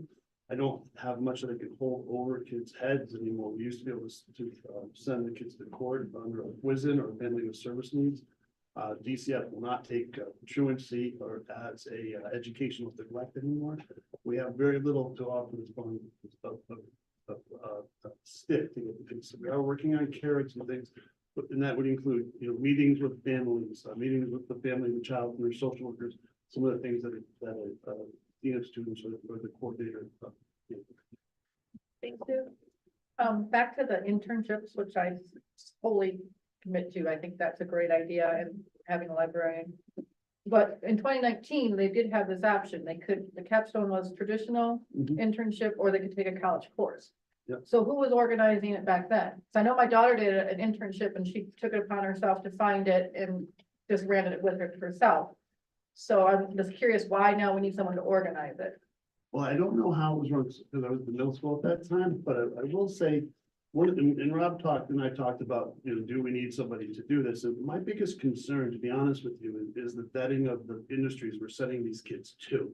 And I'm certainly can work with the person on this, but I don't want to get into a place where we send a kid off to an industry, not because it's unsafe with what they're doing, they get abused or something. I don't think that's my biggest concern. And that's why I really would like to have somebody who could oversee where we're sending the students to. It's not like kids can't find a place to go. I don't think that's really the issue. Board members? Just one more question back on the shared resource. Mhm. So said a different way, based on what you do during the day and staffing and others and teachers, what's the opportunity having that person? Would you translate that into opportunity for the rest of the student body? Yeah. Well, first of all, I'd say it's an extra leadership position in the building. And we do believe that by having relationships with our kids, we have the potential of reducing problems. And when we do have a problem, we have a relationship with the kid, it's easier to rectify it and to get the student re-engaged and back into the classroom. So it's another opportunity to build adult relationships. It's also for families, the same thing. Parents are more receptive talking to me on the phone. I've built a relationship with them ahead of time. So just having another person in the building who's connected to a community. Makes sense. Actually, I do have one more for I forget. I think of it as dean of students, but whatever, Yeah. whatever we want to call it. Do you think that having a single person split between two buildings makes sense, or do you think that it'd be valuable having it one per building? Well, I'd love to have one.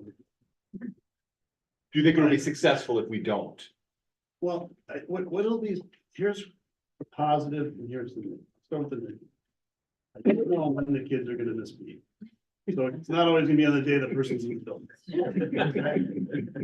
So, you know, those days, obviously, we're still doing that work. That's fine. When that person is in the building, obviously, we can do some other things. The negative, the positive, I'll tell you what the real positive is some coordination between behaviors and consequences middle through high school. Because you're gonna get the kids starting to learn, hey, this person's not only gonna be disciplining you now, but in the future. Not just disciplining, you know, they're gonna be they're building a relationship as well over those, you know, 7 years instead of just 3 or 4. And I was sort of thinking the same way Mike was. I mean, having one split between 2 schools, to me, doesn't seem the smartest approach. It might work, but if there are issues at both schools, I mean, splitting their time between the 2 schools makes it difficult. I mean, I could envision there being 1 per school, and when that person isn't needing to do their counseling or whatever you're defining it as, you know, they're a resource for that school to do other things. They're a substitute in the classrooms. They're a specialist. They're something that their skill set could be put to use for when they're not Oh, absolutely. working with students. The part of this is that obviously we're coaching this person and with the assistant principal, the principal showing them how, this is how we do it, how, you know, what are your strengths, you know, figuring out a way to make things work. But yes, I mean, we have, like, go in the bathroom, make sure behaviors. They, you know, that person can do those loops too, cafeteria time. You know, kids, so we can do that. In answer to your question, if we had unlimited resources, yes, we would want to go building, but we also need to be fiscally responsible. We're asking the Board of Education, Board of Finance, the towns to fund. And just because I'm mentioning, it doesn't necessarily mean that's what I'd like to see, but in a perfect world, I think that's the best approach. Yeah. We heard you were recommending that. They're kind of like this, right? We're gonna print this tomorrow. So, he'll catch on here. He's gotta go through the budget first. Let's see where I stand in 2 months. Does this position fill a need that the social workers and the SROs cannot cover? Because isn't that kind of what the social workers and the SROs do? Well, yes, what they don't do intentionally is to discipline the students, right? We want the kids to have a good positive relationship with their social workers so they can talk to them about the issues that are really causing them perhaps serious issues. Same with the SRO. Unfortunately, he does have to issue the juvenile summons, but in general, he's there to be a presence, to be a liaison to, you know, local town police and whatnot, to show kids that not everybody is in uniforms, how to get them. And in general, I think our Jose Taverner is our SRO, does a good job with that, connecting with kids. And so we don't want to put them in a position of always having to be the heavies, if you will. So that is sometimes my job or Stephanie's job to be the bad, quote unquote, bad guy who's going to issue the consequence. My colleagues call it consequence, I still call them punishment. But I think that's the point would be they're doing something a little bit different. Like you heard restorative practice. I don't do that in the high school. That's social workers will do that. It's an important part. Our part is, listen, this is what you did. Here's the rule. Here's the consequence. We're going to make sure you get back and can talk to that other kid again and be in the class. And that's what the social. So there are actually people out there who specialize in this, like you hire a student coordinator of conduct? I don't think anyone would want to do that for the whole career. Typically, this role is somebody that is just leaving a teaching classroom and is looking for an assistant principal or principal role, and typically there's that first step into administration. That's it. So it does give us also a little pipeline, you know, of potential administrator candidates, you know, as people will. Oh, we would hire them from inside or? I don't see it. I mean, We post in there, and somebody internal could apply or somebody external could apply. You probably have foundation to both. Thank you. Thank you, Anthony. Thanks. Department of Education.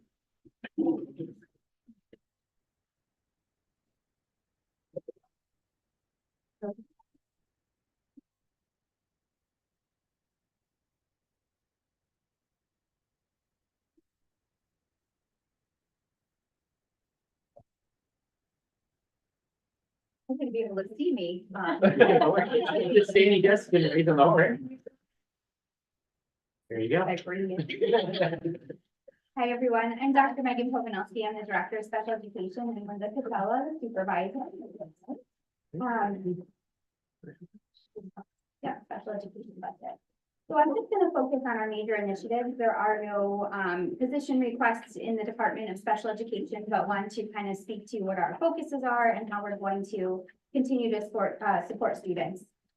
So focusing on that theme of investing in growth, we really want to continue to strengthen and provide high quality PD for all of our staff. So this year we invested in supporting them in developmental therapy. That's really helping our specialized programs. We're seeing the impact now, and I want to continue it and bridge it even larger to our, not just our specialized programs, to larger programs. You'll also see, and I'll go through those kind of major drivers. There is a huge increase you'll see in professional services.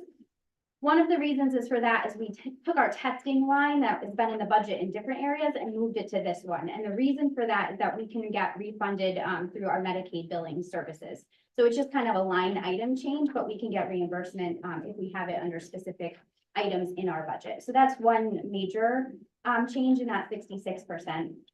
And then also the professional services. These are services that are directly provided to students. So those are the behavior technicians that we hire. Those are our outside psychological, psychiatric, assistive technology, transition evaluations that are directly supporting our students and teachers to better their programs.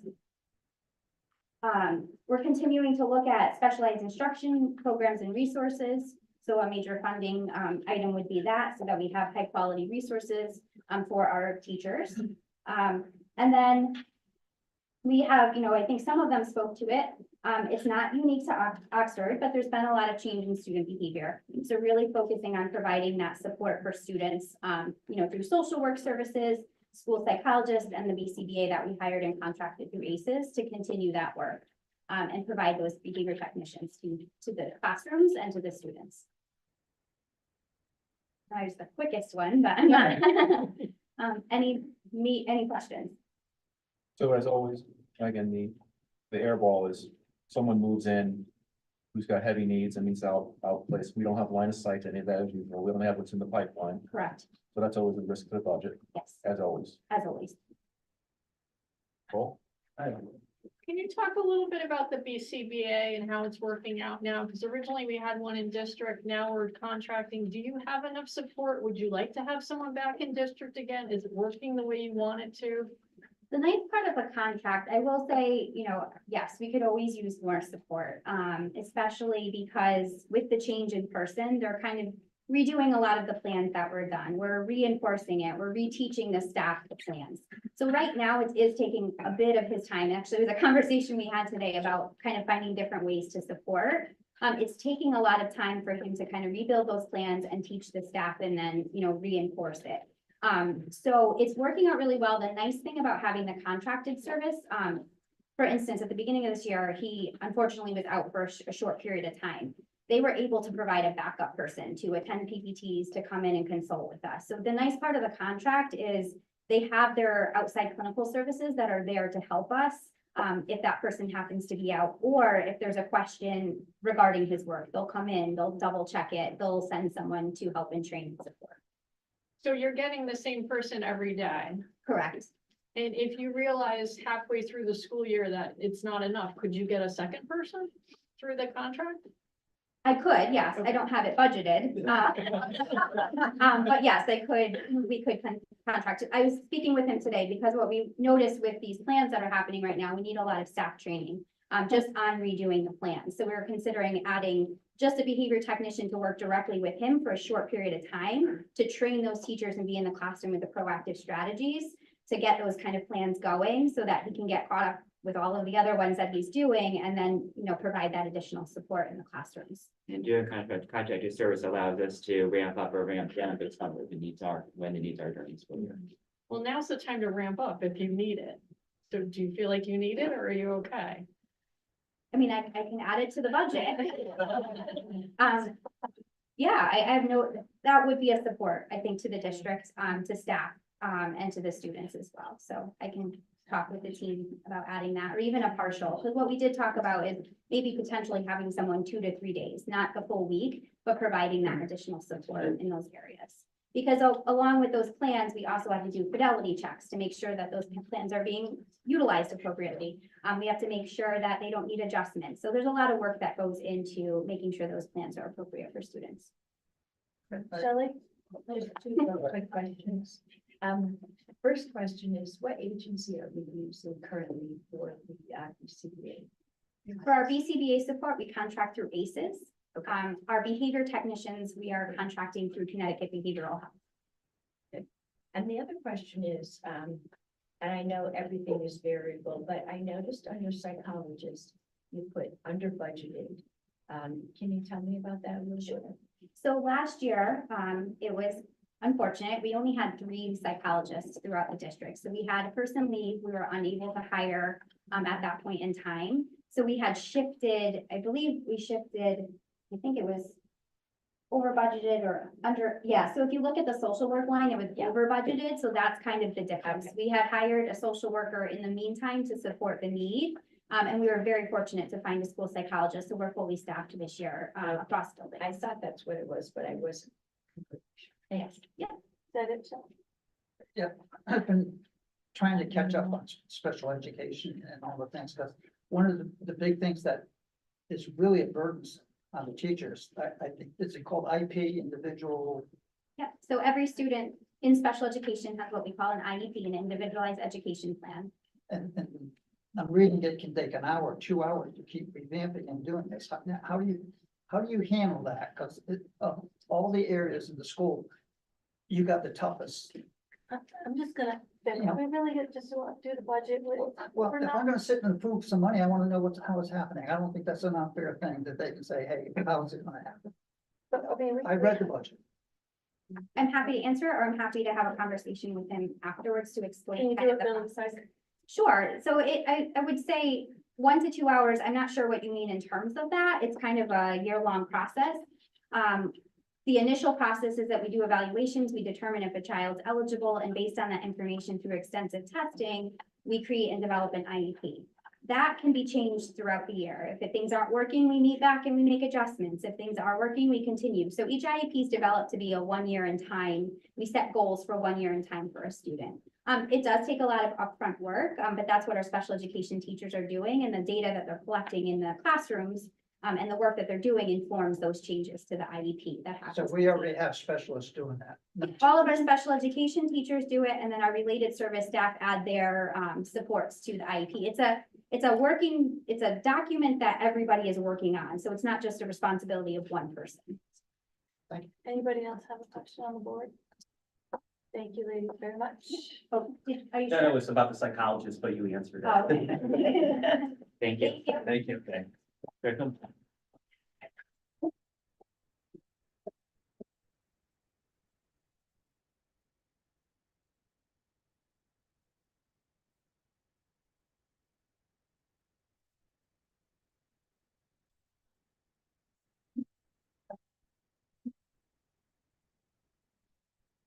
So Eric Williams, Director of Curriculum Instruction and Assessment. Talk about the curriculum part of the budget.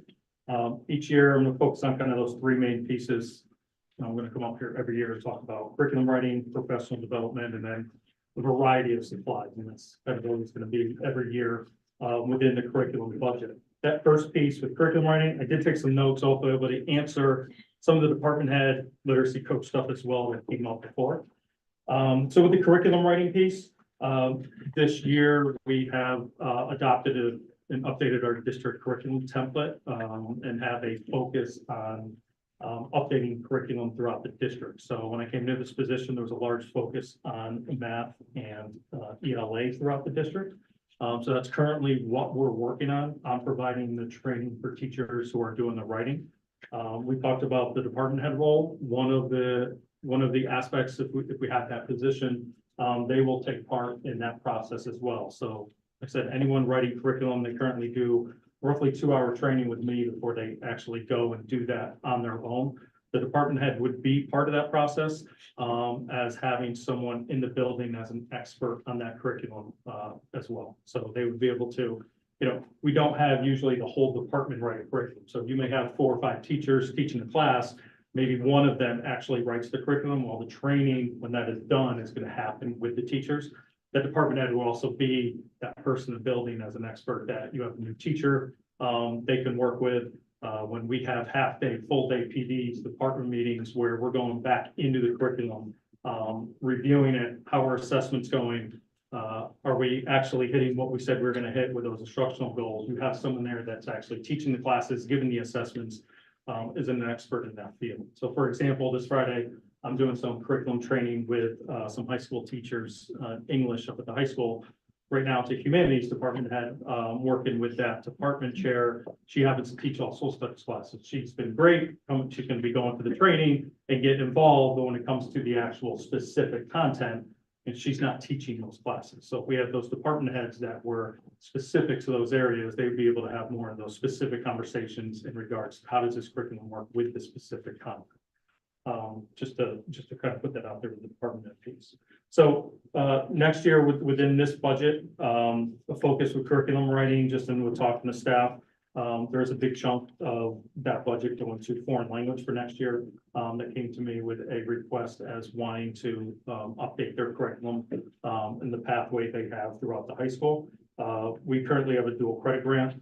Right now, we're looking at opportunities to involve at the high school and possibly the middle school. So there's some money set aside for that within curriculum writing. Each year, there's a process for bringing up new courses. So this year, the board just approved moving forward with 3 new courses up at the high school. So there's money set aside for those new courses to be written. And then I did set aside, just because there is so much curriculum being written this year, some money for possible review and revisions that may have to happen outside of the school day due to the large scope of the amount of curriculum that is being written this year. So that's the kind of curriculum side of the budget for next year. Professional development, obviously another large piece, and there is an increase in that area.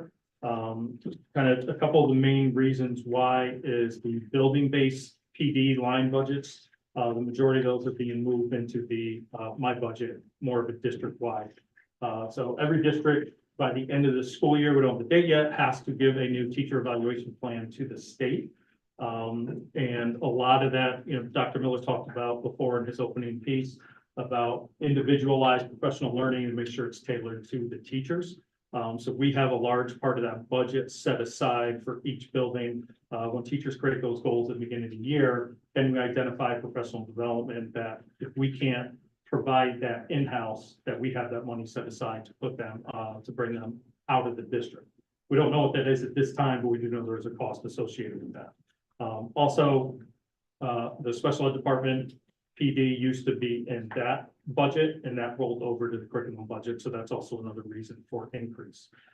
Within the PD budget, we also have some programs we run here in the district that require training for if we get new teachers that we always set money aside for. So for example, at the K-2 school, we do foundations as part of the literacy program that requires training. So this past year, we had a couple new teachers that we hired at the K-2 level that we had to send to that training.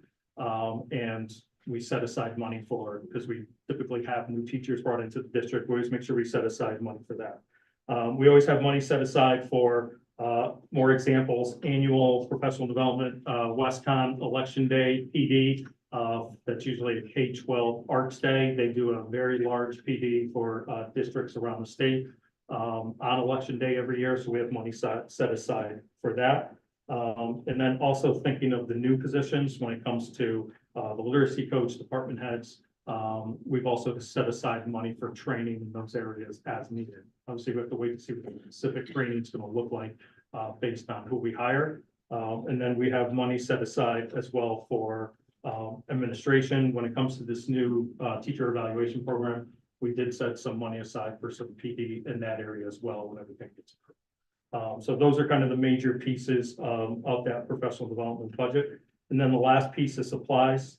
Obviously, there's a large increase when it comes to instructional supplies. Part of this is finishing the purchasing of supplies specifically for 9-12 ELA.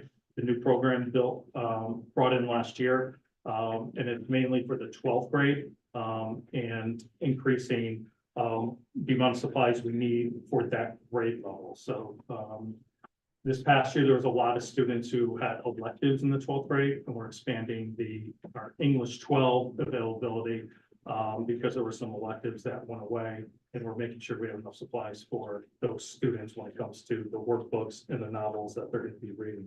Also, some new course approved, at the high school. Some of those courses did come with costs. Our AP seminars, for example, there is a couple novels that they read in there, so we're going to make sure those are purchased for the students, as well as possible the health course, some supplies as well. When it comes to textbooks and that line item went down, we may possibly need some textbooks for the health class, so we made sure we put some money aside just for that piece. When it comes to professional supplies, that line item went down, but that's really there for any of our PD needs. So the half-day PDs, the full-day PDs we have, that money is there to help with any supplies we may need to run those.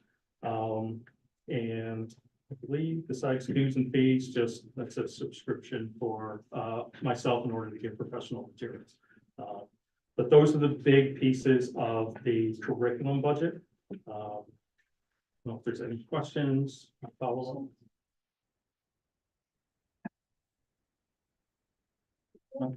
Thank you. Thank you. Thank you. Then ready to go.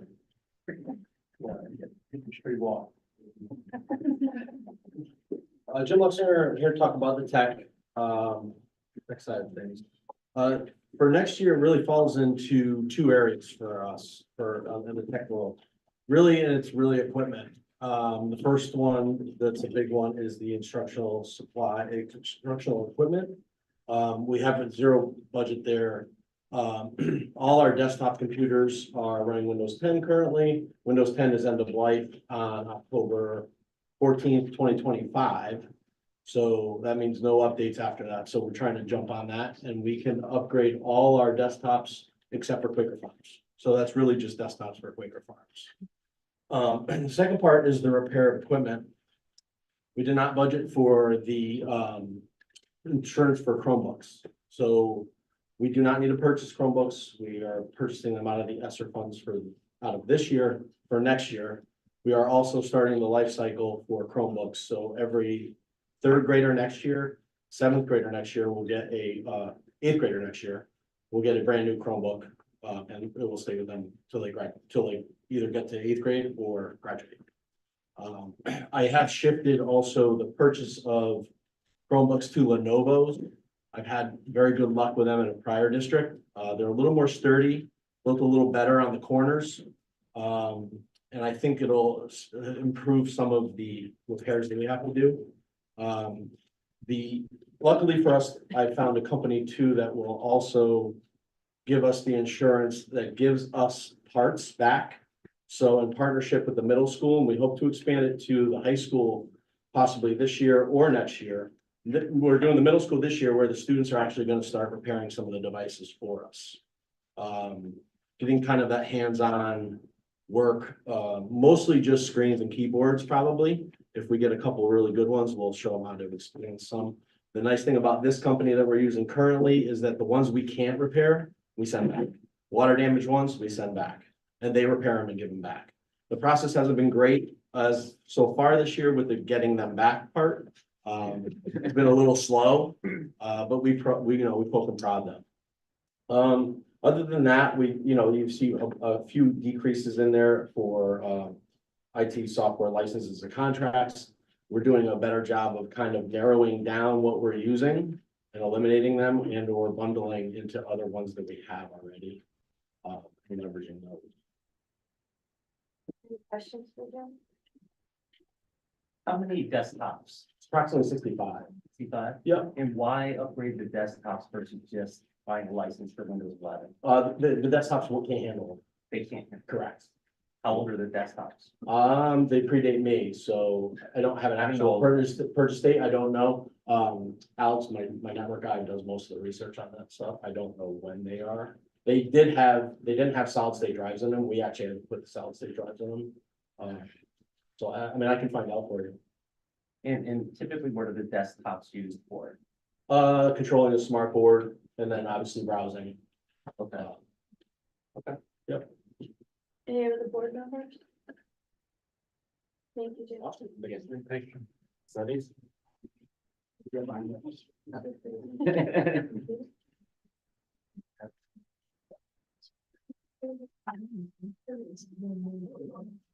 evening, everyone. My name is Michael D'Agostino, as the Chief Operating Officer. Facilities falls under my purview. So the goal for facilities is to keep the facilities functioning so that children have a secure environment in which to learn, and to try and do this as fiscally responsible as possible. So that's the goal that I try and achieve. Some of the major initiatives and some of the major drivers for our facilities budget this year. We have a number of glycol and water pumps at the high school that are probably going to be needing to be rebuilt, and motors are probably going to be needing to be rebuilt as well. We estimate 4 or 5 of them this year. In building management systems, we have some upgrades that are desperately needed at Quaker Farms. Our building management system is 14 versions behind. So that needs to be upgraded so that we can access things better and we can control them better. The building management system at the middle school is right now controlled by a train system, which is a proprietary train system. And we would like to try and move away from that and towards Tritium, which is what we use in this building and the high school, I believe. It's called Tritium Niagara. It will communicate with the train system without having to replace the entire infrastructure. We have vehicle repairs and maintenance as well. We have the buses and we have the van. So there are some repairs and general maintenance and safety certifications and inspections for that. That's a new item. We have the HVAC system upgrades and repairs continuing at the middle school. We have been chasing those down and making great progress with that, but there are still some more strides to make.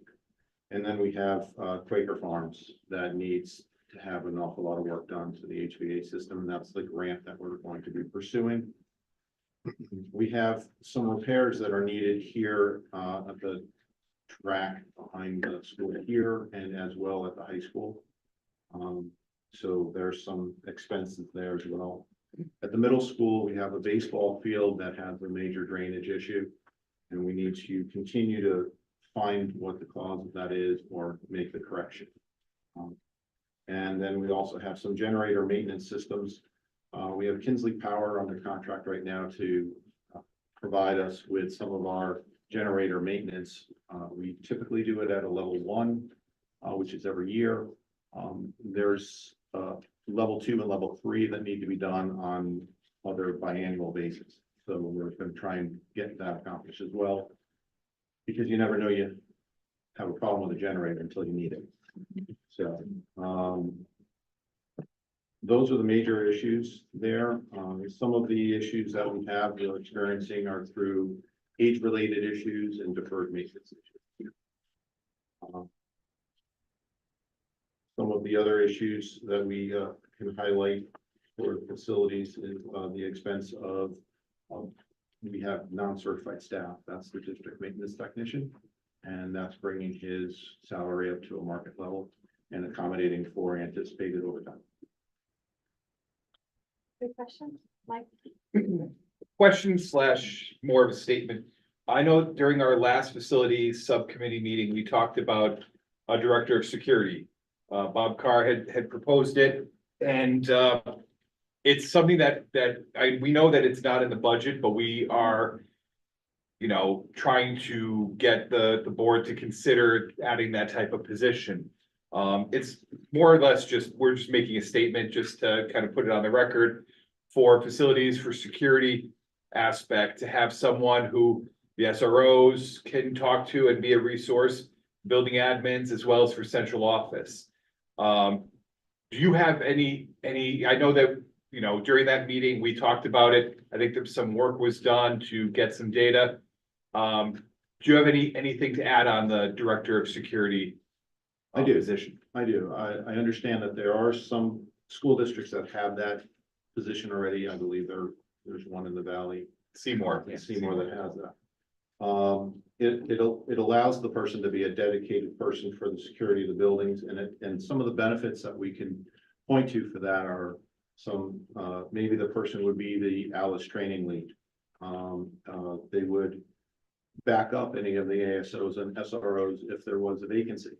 Right now, we have that backup being provided by OPD, by the Oxford PD, at a cost to us. So we'd be able to mitigate that.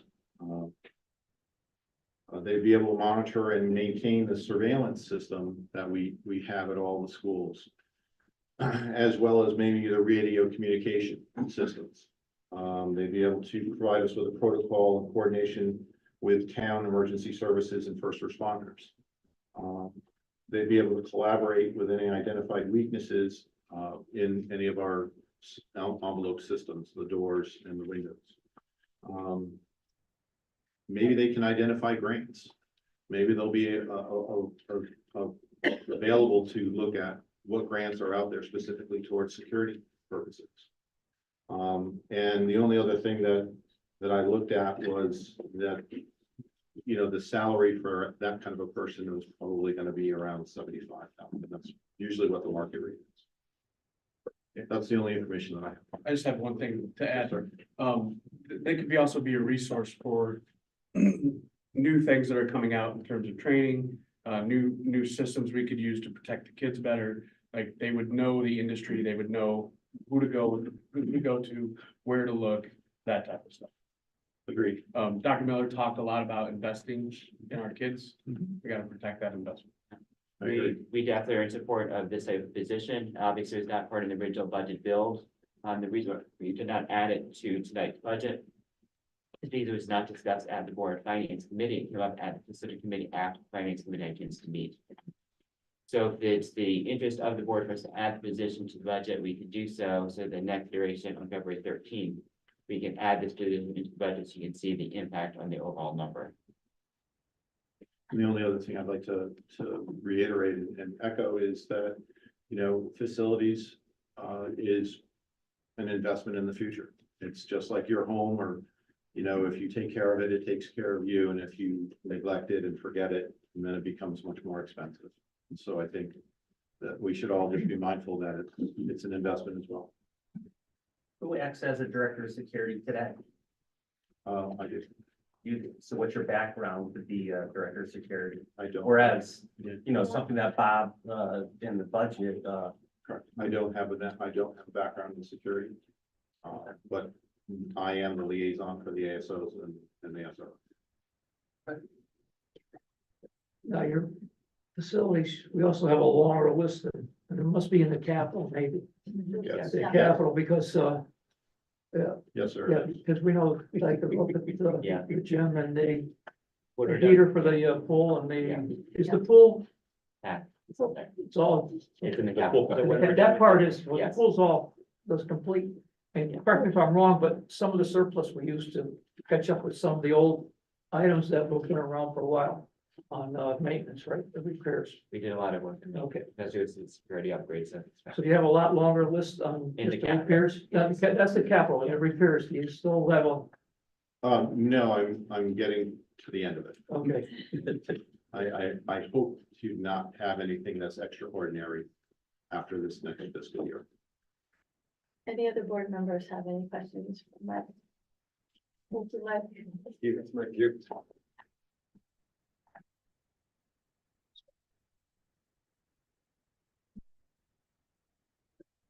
Okay, now I'm really in back.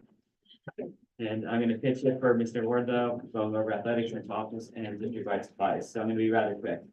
For athletics, we shifted approximately $40,900 from the facilities budget over to athletics to maintain various structures and systems within the athletic field itself. It made more sense to have that in the athletic budget. So it's an increase in the overall budget. It's a transfer from one budget account to another budget account. Second, our athletic trainer, when he took a look at the salary for the athletic trainer, we recognized that the market level, if she was to leave to go to another district, she would, be able to do this very easily. We're paying less from a salary perspective. So we're recommending increase that position by $10,000 to a $60,000 salary to make it a market level, type of position, comparable in other school districts. And then third, from a professional service standpoint, we're increasing by $10,670 to the 14.8% increase. Due to increase in costs for refs, meaning police and ambulance, et cetera, at our games. So that's the, increase for athletics. Any questions on athletics? As of right now, the middle school sports, the kids have to find their own way to away games. Is that factored into this budget for next year or no? Yes, actually, we've had a lot of success this year. It was not the first couple weeks of school, but since then, we were able to use the van and the bus for the support of Minnesota athletics. It's not for 100% of them. Versus last year, parents had to transport everything. Now we were able to have a system in place and we're able to provide some support where in the past they did not have that. And that's factored into the budget. Thank you. Yeah. Anybody else? Okay, central office. Central office. Okay. There was a shift in accounting again, from the special education part into central office. We moved one of the secretaries, from a cost center perspective, that's where it's located in the budget. So you'll see an increase in central office, line because we just transferred from one budget to another budget. There is also an offset in office supplies and copy paper that used to be in the district-wide budget. Once again, like we moved the supplies from district-wide to the schools. We also moved from district-wide into the central office budget also to represent where those resources were specifically going. That's the central office budget. Any questions on central office? Okay. Okay. From a district-wide basically supports all of the utilities and substitute teachers, pension, medical insurance. This is a pretty big budget, district-wide.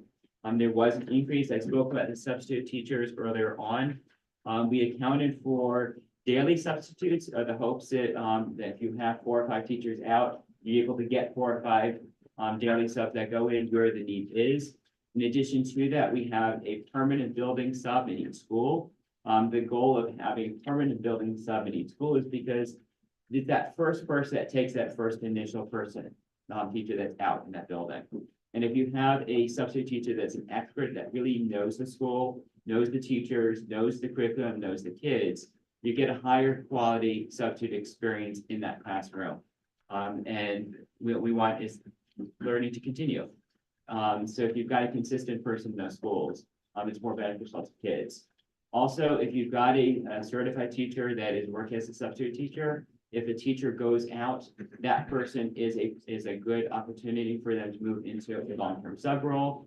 Or if a permanent position was to open up, you've got a through line, you're able to recruit a little bit easier. And we know in today's society, in education Connecticut, there's a teacher shortage. So having that pipeline built into the system is helpful, and having that permanent building sub across all 4 schools is beneficial for teachers in all 4 schools. So we've accounted for that increase in the budget for permanent building subs and increase in the sub rate itself.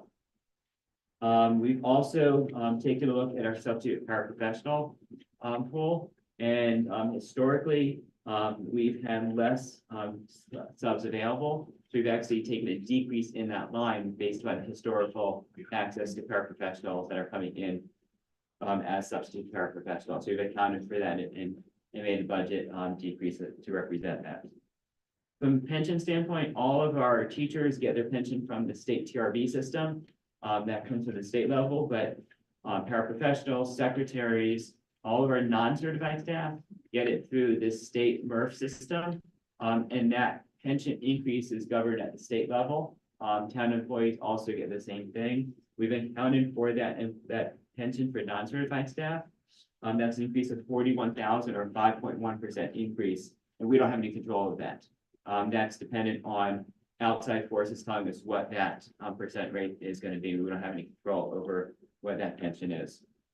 From a medical insurance perspective, we use Brown & Bond Consulting. That's the insurance company that helps us determine the rates and works as our partner in finding in health insurance, and if there's any troubleshooting with the current plan that we have, they work as our broker. They're estimating an initial increase of 7% cost plus the initial increase of adding to the HSA.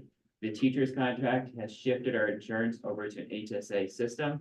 So our insurance plan covers the increase for the medical rates and the initial funding of the HSAs for employees.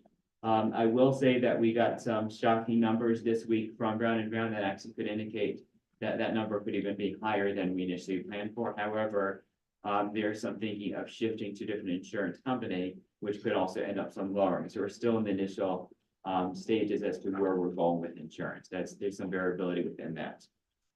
Electricity, there's variability. We think we're able to bring that down based upon an aggressive look at our use of electricity.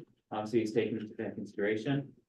Transportation, there's an increase of $8,500, and that's based upon increased cost of gas. That is the district-wide cost center. Any questions? And I may not be able to answer them. Yeah, that's okay. So every time I drive by the high school, I notice that the lights on the football field are on. Would that save us any money if we just turn those things off at night, or can we do that, or can we not do that? There would be savings there. We have to also recognize that the fields at the schools are town facilities. Okay. And adults and kids go to use the facility for both programs, parks and rec and so forth, and just people that just go to the track and they do things. Okay. So part of it is having it available so that the general public can come and use that space because it's a public space. But it's something we could look at. Is there an opportunity that there might be? Yeah, it's just. So we need to be thought. considerate of who else is using this. They are, and they do go off. Yeah, since I've been elected, I've had several people that live in the area go, can you get those things turned off?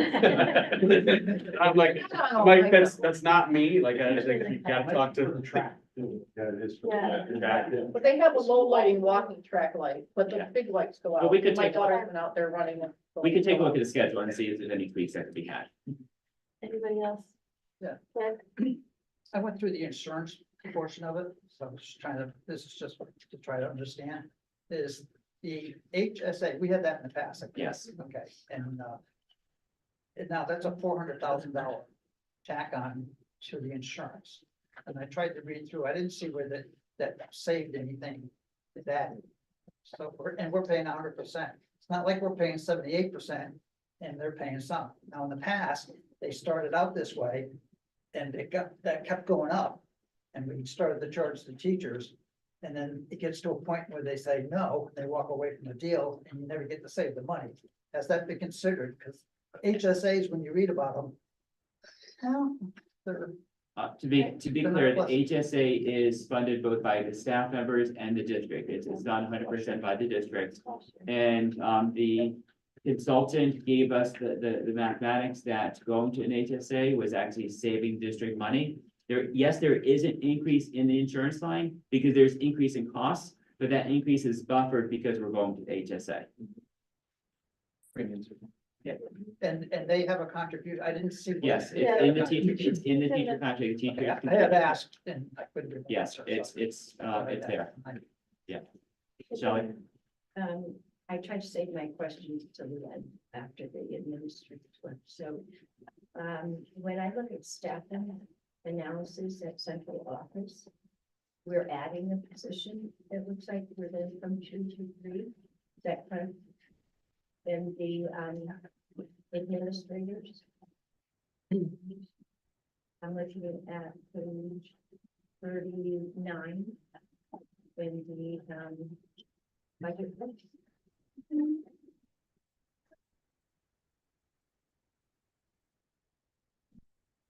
We're on page 39, what are you, Where it says central office staffing analysis, yes. and it says administrators are going from 2 to 3. No, the administrators, there's 3 administrators at central office, actually in the central office call center. Okay, and they are you and Eric and is it Megan? I got the line item I'm sorry, not line item. I thought she was listed in this, cost center, not, she's not included in this. I'll get you clarification. We're not changing the number of administrators in the office. I don't, We're not. we're not, there's no change in administrators in the central office, so it's as it currently is. I'll get you an explanation of why there's 3 listed there. So other than the requested, It could be how Howard interpreted the numbers. He put the changes together. so other than, the literacy coaches and the requested, discipline person to be shared, there's no other, in this budget, there's no other positions being added, Where other than the teachers, no other administrative technical being added. This, budget, Potentially, I'll answer that question. We're, I don't know where that would be, but Yeah. that's an would be more than likely administrative position. I'm sorry. One of the items that's been, there's been some discussion. And there's been no decisions, no further outcomes have come. We talked briefly during, finance meeting. We haven't decided whether or not there will be a change. We're still in the process of, before we come back to you with a decision of what's gonna be there. So, Is it already included in the budget or no? no, Okay, and then the only other question or concern I would say is that well, there's two, and then I'm done. One is the percent of increases. I know that you said it was based on market analysis. Can we have that analysis so we know what the justification is of such large salary increases? we can put together research for you. In many cases, as an example, Howard would use the Caswell listserv and send an email out to all the business managers in the state and collect information from other districts on what salaries are for specific positions. And then we use that as some of the data that we have. Shelley, Okay. what position Is that one? specifically are you talking about? Well, I would have to shift over to another document, but we have some increases that are very large percentages. You know, from 7% up to, I think one of them is 12. And while I want to hang on to our people by paying them what they're worth so that we retain them, I just wanted to see what the analysis is that's been done so that we know, you know, we're competitive, but not overrating teaching salary based on the percentages. So Shelley, can you send the positions to Steve? So we can pull that together? I think they're in the. Just to answer one of them, I know that one of them was a position that wasn't fully funded, For the entire year. that for the new budget, the percent looks like it's bigger, but it's like, it looks like it's 12 or something, but it's really 3, because it's a full year's payment versus, Yeah, I crunched the numbers on that and I didn't come up It with was the same, but I'll send that as a separate question. Yeah. to- I think think they- so. Yeah. And then, Specifically, yes, this to the position. chair. And then, those are the two, that's it, the basis for the, competitive market and marketability analysis and then the percent of it. Yeah, so tell us, speak to Steve and I for specific positions. Okay, good. Any other questions? I'm just gonna ask if you have specific questions, to send them to Dr. Miller and to Steve as the chair of the finance committee. And they can certainly, will get you answers. Do you want to be CC'd as well? Oh, no, you can just send it to Stephen and Rob. I don't need to, like Steve's responsibility as chair of finance. And then, we'll meet it, I'm sure we'll meet 1,000 more times as a committee. We'll come back and then we'll go from there. Does anybody on the board have any questions before we move on to the next topic? Perfect. Okay, Thank you. thank you very much, everybody. Thanks. The next part, is capital projects. Oh, Yeah, admin. the rest of the admins can go except for Mike. Sorry, Mike. Unless you want to stay. Thank you so much. Good Thank job. you very much. Thank you. Okay, good night. Yeah.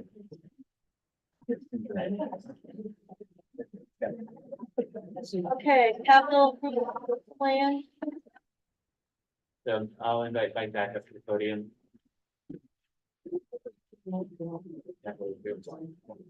It's there with that. Yeah.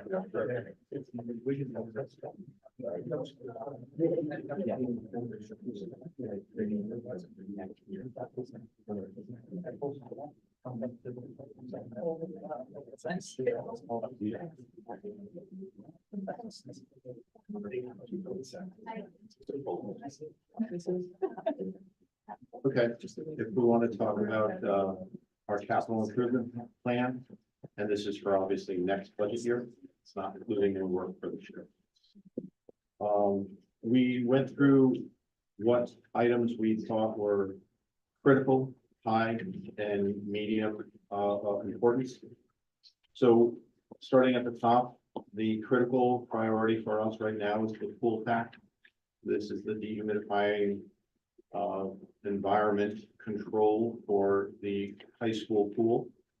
And without this, if this were to fail, and this is where I'm making it a critical, if this were to fail tomorrow, there would probably be a 10 to 12 month lead time before we would get another one. In order to replace it, we would be requiring a crane to lift the other one off the roof and to place the other one on top of the roof. 3 years ago, I understand this was also put on the capital improvement plan, and the estimate was around $500,000 for this piece of equipment. It's now $850,000, and that might be on the slow side right now, depending on. So, That was in our capital plan. I'm sorry, No, that was in the town That is capital correct. plan, and at the town meeting, it got taken out. that is correct. But I can't see why this isn't ARPA funds. There's $2 million sitting in ARPA, and I just can't for the life of me see why this is not ARPA funds. We visited the pool today and there are already signs the pool pack is failing. There is rust on metal in the space. There's damage across the entire facility because the humidity level is rising. And if that pool pack was to fail today, the pool would be shut down. And as Mike just said, we're looking at a shutdown in probably over a year before it's up and running again. And it pulls reviews, so we cancel boys and girls swim and dive for at least a year. So high school athletics would no longer have that as a sport. Parks and Rec, which uses it For the otters. and the otters and open swim would also be shut down for that period of time. So it's not only a school resource, it's also a town resource that would be shut down for a minimum of a year. And even if we get in the capital budget today for next year, there's no guarantee it's gonna last that long. Don't you have the chlorine problem too, going throughout the school? Well, so that's also part of the issue. In the past, they used liquid chlorine, and liquid chlorine was very corrosive, and we've now changed it to a different form. But I noticed today when I walked into the high school that you could smell chlorine down the hallway, and that's an indication that the pool pack is not fully functioning. We have stainless steel, to reiterate what Dr. Miller just said. Most everything in the pool area is stainless steel, and we do have areas where it's starting to show rust. And again, that is an indication that the pool pack is not doing 100% of what it needs to be doing. So this is a critical issue, and I don't view it as a choice. Yes. The same thing what happened with the sewer line that they ignored for a few years. Town meeting knocked it down. What happened? We got $130,000 repair bill, and now we're doing the whole thing for, $4 or $5 million. It's sort of similar to what I said about facilities. You take care of it, it takes care of you. Is the failing hard doing? No, it's age. It's age related. It's 17 years old. And it's, there are certain things that we can do to plan for the future so that it's better. But that particular piece of machinery has done yeoman's work for 17 years. It's been on the capital plan for a number of years, it just hasn't moved forward. I have a number for roof replacement and repairs at the high school. Again, it's a 17-year-old EPDM rubber roof. There are some areas where there has been some leaks and some concerns. So this is obviously not a replacement. This is just for repairs for the next year. if we should need it. The security bollards, and replacements. There are bollards with lights on them along the walkways at the high school. So they're there to protect the people walking on the sidewalks from any vehicles, as well as lighting the areas. Again, some of them are failing, some of them are falling over, because their metal bases have rotted. And so this is just to replace some of them, and it's a security issue, to be quite honest with you. At QFS, we have the HVAC system, which we're going out for a grant for. But we put this here so that you could see that if we don't get the grant, it would cost us an estimated $5 million to replace the HVAC system over at Quaker Farms. Okay, And if we do not have the grant, it is still a high priority for us, because if the HVAC was to fail at Quaker Farms, which is already currently it's failing in classrooms, we have students in classrooms with jackets on. And in the start of the school year, we don't have air conditioning in school. We had to shut down and send kids home early because we had classrooms over 90 degrees at the spaces. so we'd like to obviously replace the whole HVAC system with that grant. But if we don't get that grant, this would be the expense that would be, and we'd also would be recommending upgrading or modernizing what we have. But the town would still have to pick up 40%. The grant, Correct. we would have to pay 40%, 60% was with the grant, so. That's correct, sir. Parking lot repavement at Quaker Farms. The parking lot for the front of the building has, lived its life. It's done its duty. It's time for it to be redone.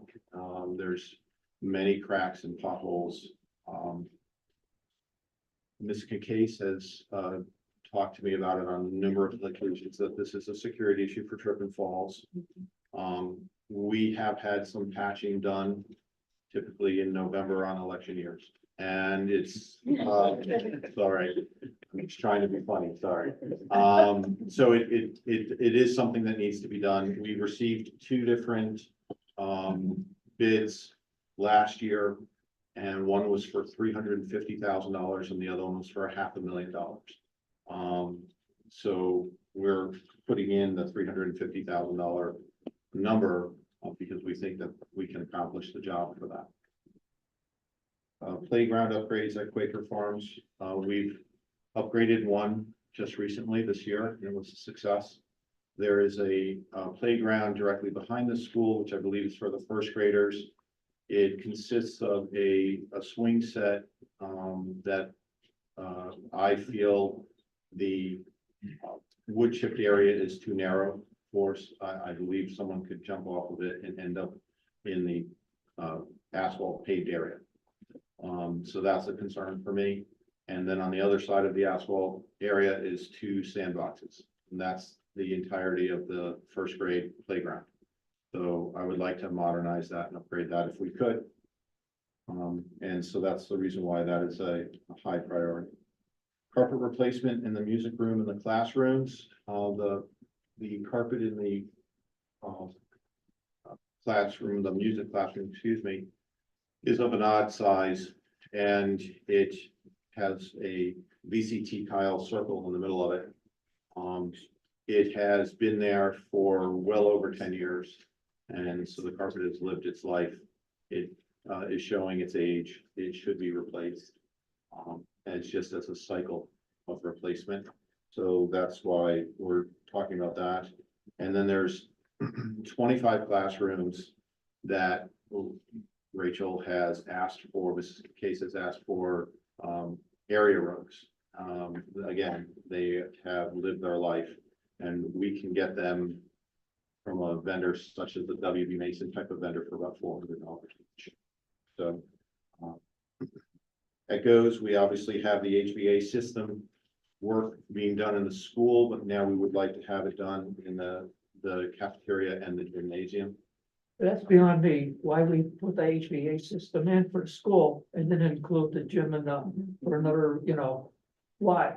How, who makes these decisions? I'm sorry, I couldn't answer that, sorry. On a positive note, Air Temp is actually in the building today. I saw them earlier. They're here now. Beginning to work. They're here now. So, But not for this part. No, but they're, That was not part, that was not included in the grant. Yeah. And then we have the roof replacement for the same area. So when we do the HVA system, part of the air handlers right now are in between the decking of the ceiling and the EPDM roof. When the tornado came through and damaged the roof, that's in that section of the school, we only repaired the section of roof that was damaged. So if you were to go up on the roof right now, you would see an old section of EPDM, which is a rubber membrane with ballast. Ballast is a really cool way of saying rocks. So there's an EPDM membrane and ballast to hold it down in place. And then you'll see a section that doesn't have any rocks on it. And that's the section that they replaced. We're saying it's time to replace the old section, and you wouldn't just stop. You would do the whole thing. So that is the $325,000 that was estimated for that. Does it still leak bad? Well, so yes, it does. The bottom line is, yes, it does. It leaks where the parapet is, which is the termination of the roof and the facade of the building. And so the water is getting down in between the facade of the building and the siding of the building. And through the freezing and warming and freezing and thawing, it's expanding and contracting and knocking the brick facade off. And that's why it looks the way it Took looks. a, three of us took a tour a That's couple the years reason- ago, and it's, Yeah, we it saw was that. like that. Crazy. That's the reason why it looks that way. Why should have light was not that? I couldn't answer that question. If you had the tornado damage, you could have done the whole thing. I guess obviously the insurance company didn't think it needed to be done. So some additional upgrades that are not included in the capital improvement plan. I don't know if you want me to raise them here, but since they're listed, I'll go through it. There's some sidewalk repair at Quaker Farms. Again, it's a trip hazard. There's some heaving, there's some cracking that we can take care of. There's been some spalling because ice melt was put on young, uncured concrete. And so there's some spalling there. The bleacher configuration at the high school has been a continual request from the athletic director and the athletic department. There are some egresses that he would like to change for safety reasons. There's a kiln in Quaker Farms that the art teacher is not able to use because the motor isn't working properly. And so we would like to replace that whole thing. And then this is, a very near and dear project to some of my colleagues, but it's called a snow raider. And essentially what it is, we have tractors with attachments on them to clear snow on the sidewalks. And then we have push salt spreaders and then good old fashioned, shovels in your back. The snow raider is a ride-on. You sort of stand up on it. The front of it has a plow, the back of it has a salt spreader, and you can do everything very efficiently without anyone getting hurt, hopefully, and maybe a little less labor over time and such. and I understand this would be used for all three of the All schools of on the three this. schools here, we could do that very easily. And that by having that device would actually cut out labor costs. Because That's able to right. do it much faster. It will lower that significantly. Well, you'll need a snow. If it Right, had- all you need is snow. You never know. Any board members have any questions on the capital project? Just one. Sure.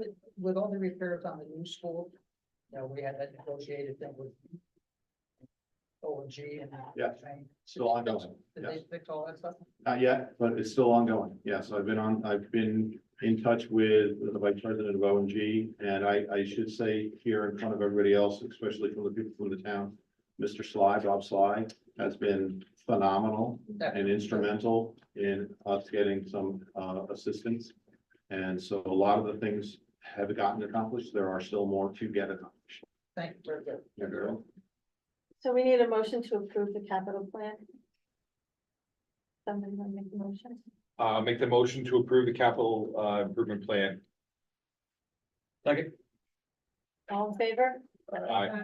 Opposed? Abstained? Motion carried. Thank you. Thank you. Thank you, Mike. I wanted to make sure we had an audience of citizens on our meeting tonight, so if there's anyone in the public that wanted to ask or comment on any questions or concerns or anything with the budget, you're here, we want to hear from you, so. I'd just like to, Bob Wheeler, and I said, proud of a teacher at the middle school as well, been here, my 13th year. Kids are Quaker Farm in first grade. I'd like to see us put money into education. I know, we ask a lot every year and whatnot, but it's going towards good needs. We're not wasting money. I'm tired of being in the district, putting my kids somewhere where we're cutting something every year and we're constantly getting cut from our board of, our education proposals. We're going at it with decent proposals from what I see, and we're not a lot of fluff. So there's not a lot to get cut with, and I would like to just, I'd like to be in a district where we're overpaying for our kids, not cutting them short. I hope you'll go with their recommendations. Thank you. Anybody else in the audience have anything they want to ask? Okay, but anybody want to make a motion to adjourn? Motion to adjourn. Second? All in favor, opposed, abstained, motion carries, we're adjourned at 9:07. Well.